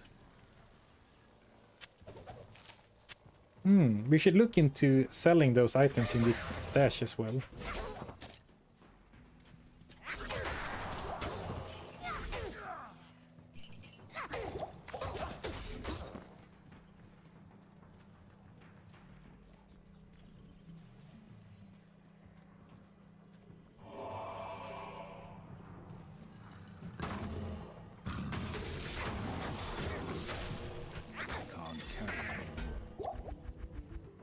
Yeah, I do have the Jade figurine, but I'm looking for the spider cavern for the eye. Can't believe I don't know exactly the order, but I'm pretty sure it's the eye first. These days the quest items just blur out. It's always the same, you know, so I don't really pay that close attention. But I'm pretty sure the order is eye, heart, and then brain last.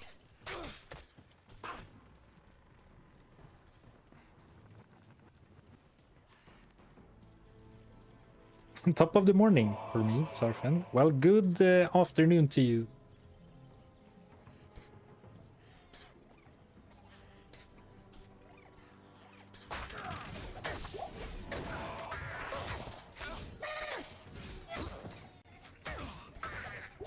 I'm not hitting all the time anymore. 90% is still good, but I really want to keep that number high.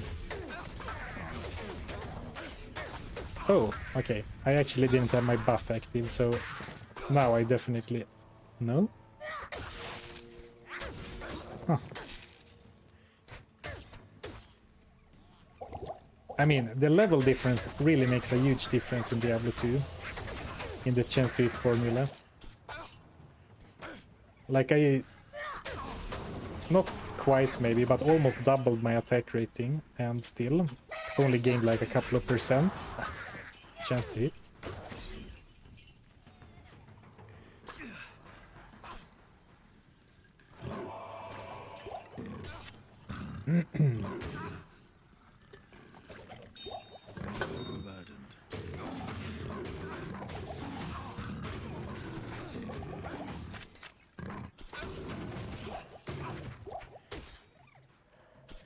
Oh, it's not here. I don't like the little side areas that has nothing. I feel a little bit cheated when I get those.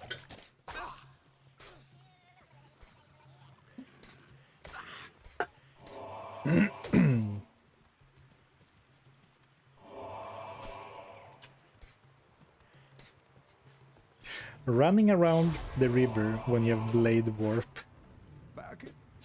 I skilled Blade Warp, used it twice, said, ah man, 15 mana, that's kind of a lot. And then I forgot it existed completely. Am I gonna have to start to save literally every freaking item? Let's see what these sell for.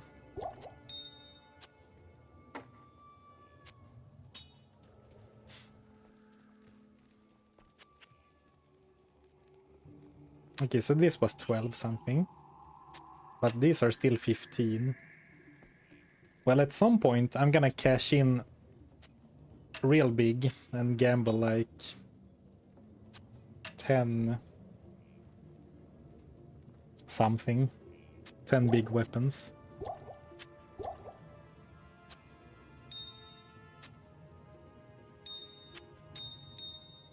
And you know, part of me is like, if we're already hitting the cap, we might as well save the chipped gems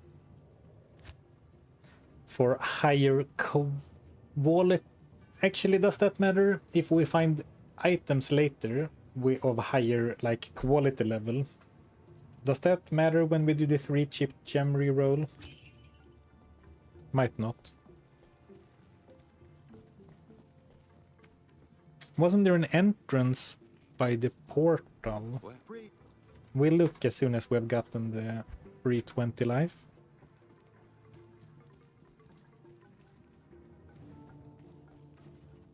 Yeah, I did get stuck and unstuck myself with it. That's the most use I've gotten out of it so far.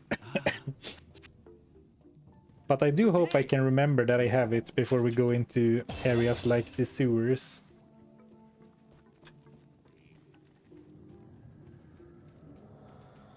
No.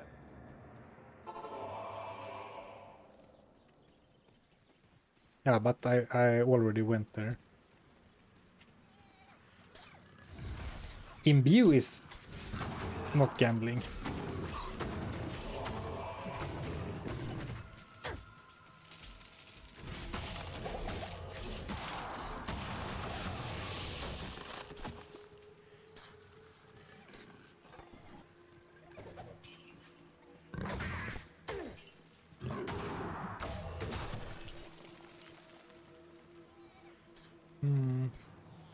Yeah, the magic damage, I mean, I haven't put more points into the skill.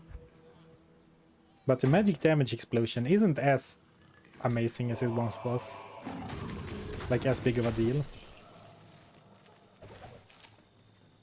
I wonder in hindsight if it wouldn't have been better to go all in on X-Purge. And then just gamble a really fast weapon. At least while, like, leveling.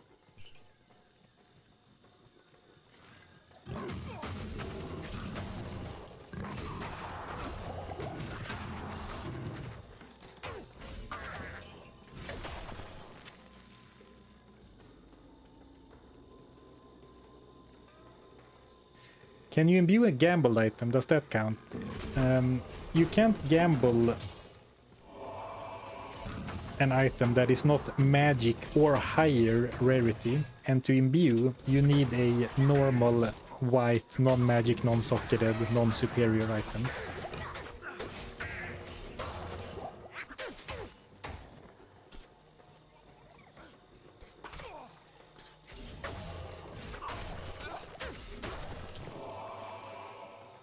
Works better with Echoing Strike because each blade has a chance to trigger Purge. Oh, really now? Oh, really? Yeah, that seems very strong indeed.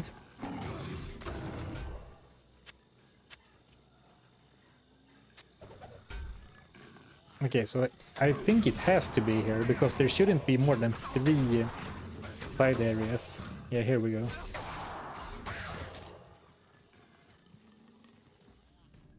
Not enough mana. So expensive. Oh, mana shrine. Maybe Blizzard should have given the warlock a skill that benefits from light radius. You guys would like that, huh? Light radius, finally a meta build. Top of the ladder. Light radius warlock. Sets the record for fastest 99 after a ladder reset.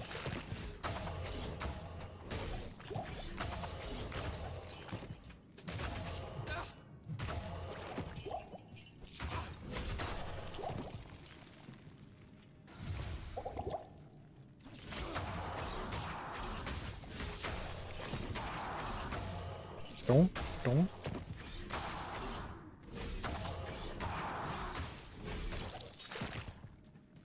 Oh, we have time to maybe find the next waypoint before I need to round off the stream.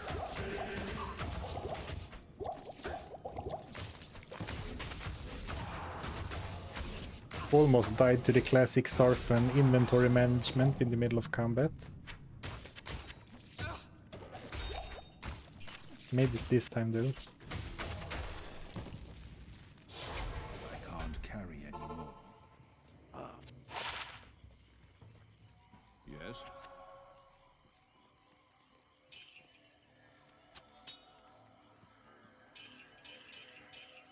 Mm.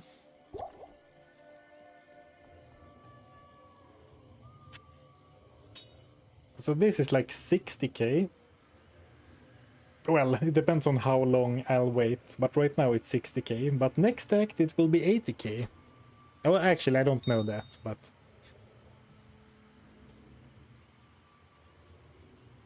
I don't actually know what they are selling for, just that it's more than the 15.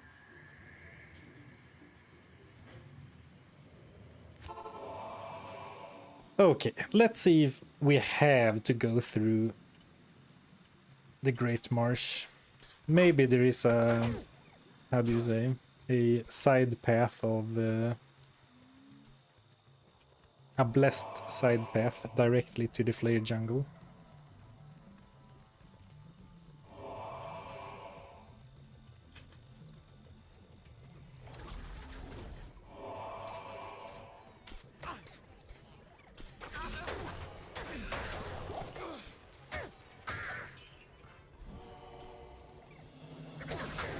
Oops. Swap the weapons. I should probably get my club off a weapon switch because it's easier to see that I accidentally switch my weapon switch if there's no weapon on it.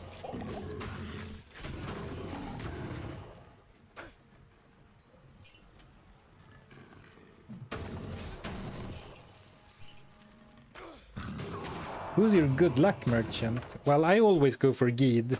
I'm not that I necessarily feel like he's giving me better stuff, but I like Gheed.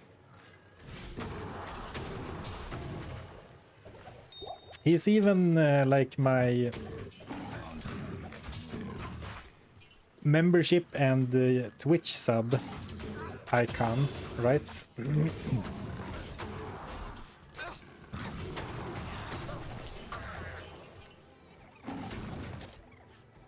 But Anya is also good. She is close to the Pintle Corporal.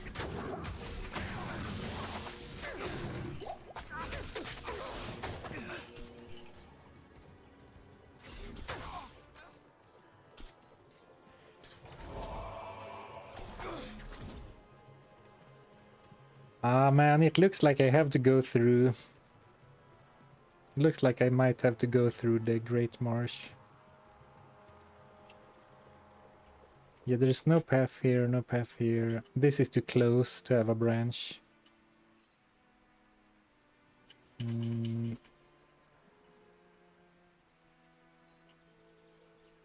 Could there be a path here or here that I didn't see? Possible. Unlikely, but possible.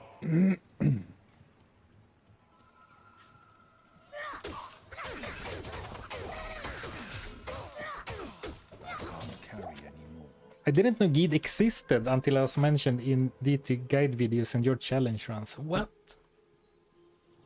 Well, to be fair, when I played the game as a kid, I only ever shopped at Farah because she's closer to the waypoint and she can repair your stuff. I very rarely went to Gheed. And also, I never had the goal to gamble. Who's the gambling person in Act 3 actually? It's Alcor. He's also the only one who sells like status potions, like antidotes, throwing potions, etc. Any cool items from gambling? Not yet.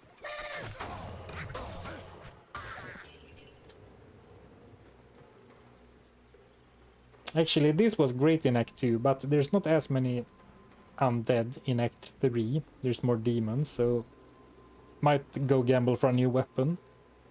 But no, my gear is very mediocre. Light radius amulet. But that's kind of what you sign up for with gambling only.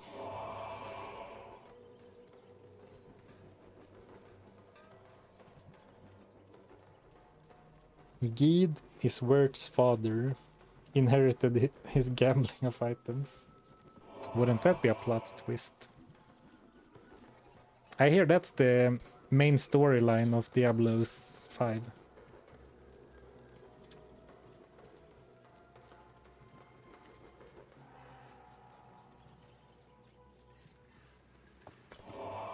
Actually, Elcor might be up there for my most gambled merchants. Mainly because when you do LK runs... Oh, there is one! Blessed side path. I'm so glad I went up to check. Because otherwise I would have explored all of the Great Marsh before going back and realizing. But like when you do LK runs, eventually you'll hit a gold cap, right? And then, you know, Alcor is there. I can't carry anymore. Well, it takes a while to hit the gold cap, I suppose.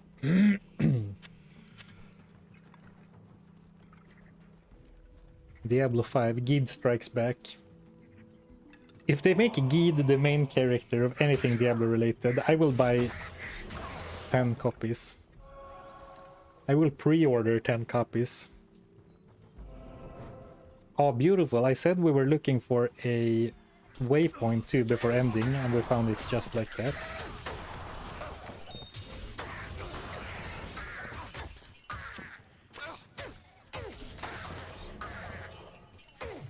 I can't carry.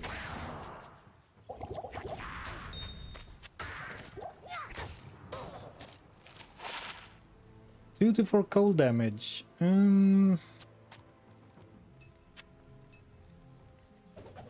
You know what? Fine.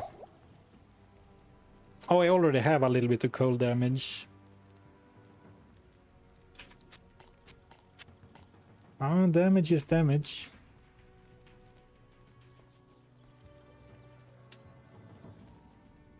Gheed pay to win gacha mobile game. Oh, I guess be careful what you wish for. Good day. Gheed is... Well, if Gheed would be a main character anywhere, I suppose having his own playable character in Diablo Immortal might be the most likely, actually.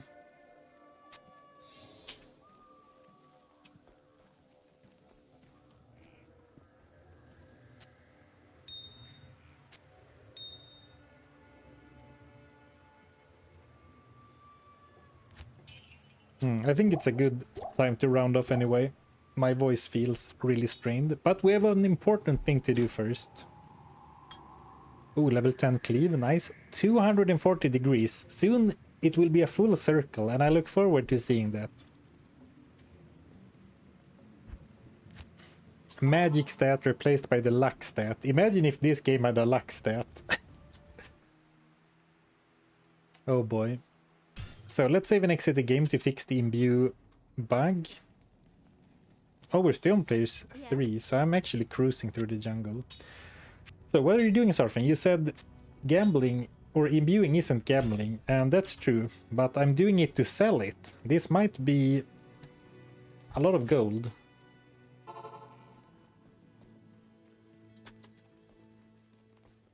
I would bet it's more than 15.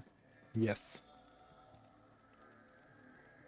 Alright, so we'll save it for next act. 11 gold, is that the best you can do? Sorry, I have to wait for a better offer.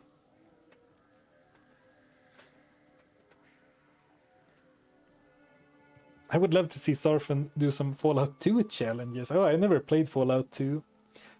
But there is something about like the isometric top-down RPG and RPG-esque games from that era. They are usually pretty difficult and have pretty cool systems. So without knowing anything about Fallout 2, I agree with you. It would probably make for interesting runs.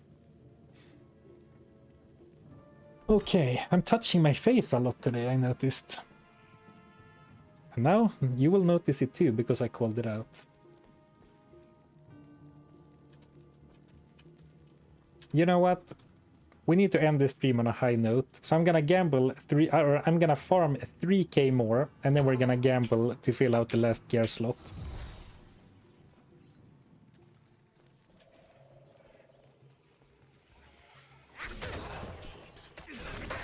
Or is Fallout 2 actually the first of the, like, first-person Fallouts? Like, Fallout 1 is a isometric top-down game. And I think Fallout 2 is as well. I think it's like in Fallout 3 they change the style, right? But saying it out loud, I actually don't know. That should be enough gold.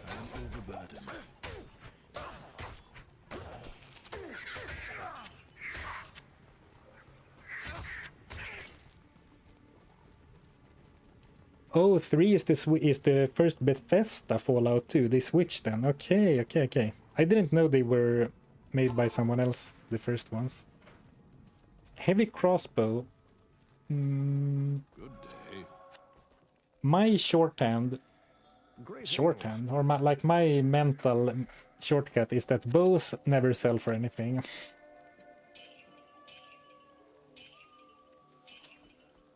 But actually, for science, for the accumulation of knowledge, let's see. I mean, surely it depends on the stats, but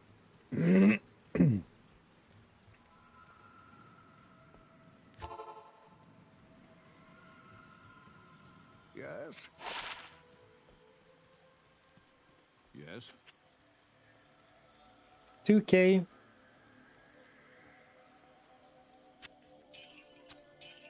Not worth such a big bow, but actually, honestly, more than I expected.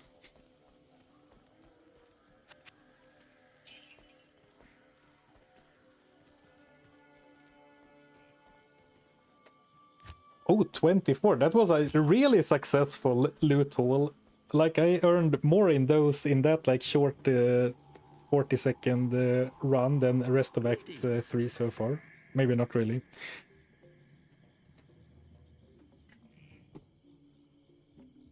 Yeah, in a way, you know, I played Path of Exile 2 last week, and I've talked sometimes about wanting to play some other games as well. Like try to do some challenges or, you know, play games for the first time. I had a lot of time, a great time in Diablo 1. And I had a thought, you know, with the type of audience I have, maybe instead of trying out the flashy new modern ARPG that is Path of Exile 2, maybe it makes more sense to play the really old classics, because I think you guys relate, or not you guys, but a lot of my viewers probably relate more to stuff like, Fallout 2 that we're talking about now than Path of Exile 2.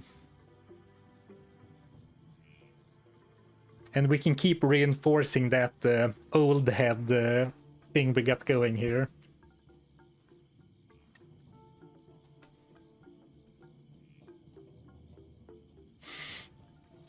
Okay, which ring do we do? We do top one, obviously. Come on, something good. Some type of resistance. I mean, any type of resistance, any type of leech, or attack rating. What I don't want to see is more light radius. Just raw stats. Poison length reduction, half thawing, or like freeze duration. I mean, I have that on the gloves, that's not great. Well, we'll see. And magic find, let's go. I love that. Though, as I said, I think over the course of this stream, I have talked myself into thinking that I generally overvalue magic find as a as a way to earn gold from picking up loot and selling it, because the base item is more important. But very nice. I love me some magic find. Like, if you're unsure what I mean, it's more, sorry.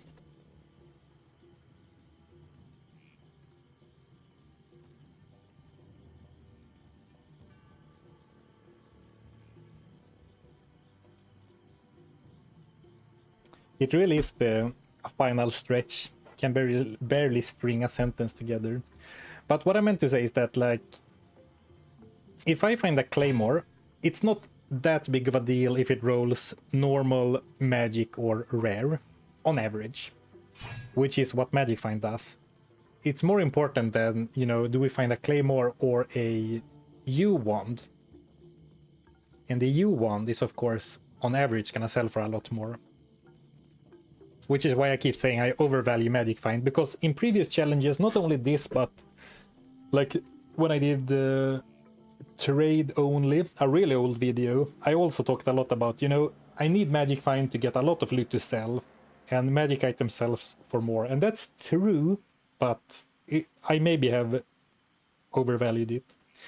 And now I'm talking in circles. Throw it out, trash. I'm gonna switch it to right hand position. That's how much I love it. Alright. Thanks for the stream today, everyone. Fun to see people enjoying it.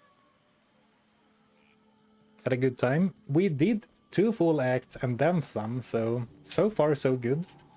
Can definitely tell that I'm not as easily carried by the skills themselves, and you could see now a bit in Act 3 that our lacking defensive stats are starting to matter. So I think this is gonna become even more interesting as we progress. So I look forward to that. So the plan is to keep going on Friday. And have a nice rest of your week. See ya.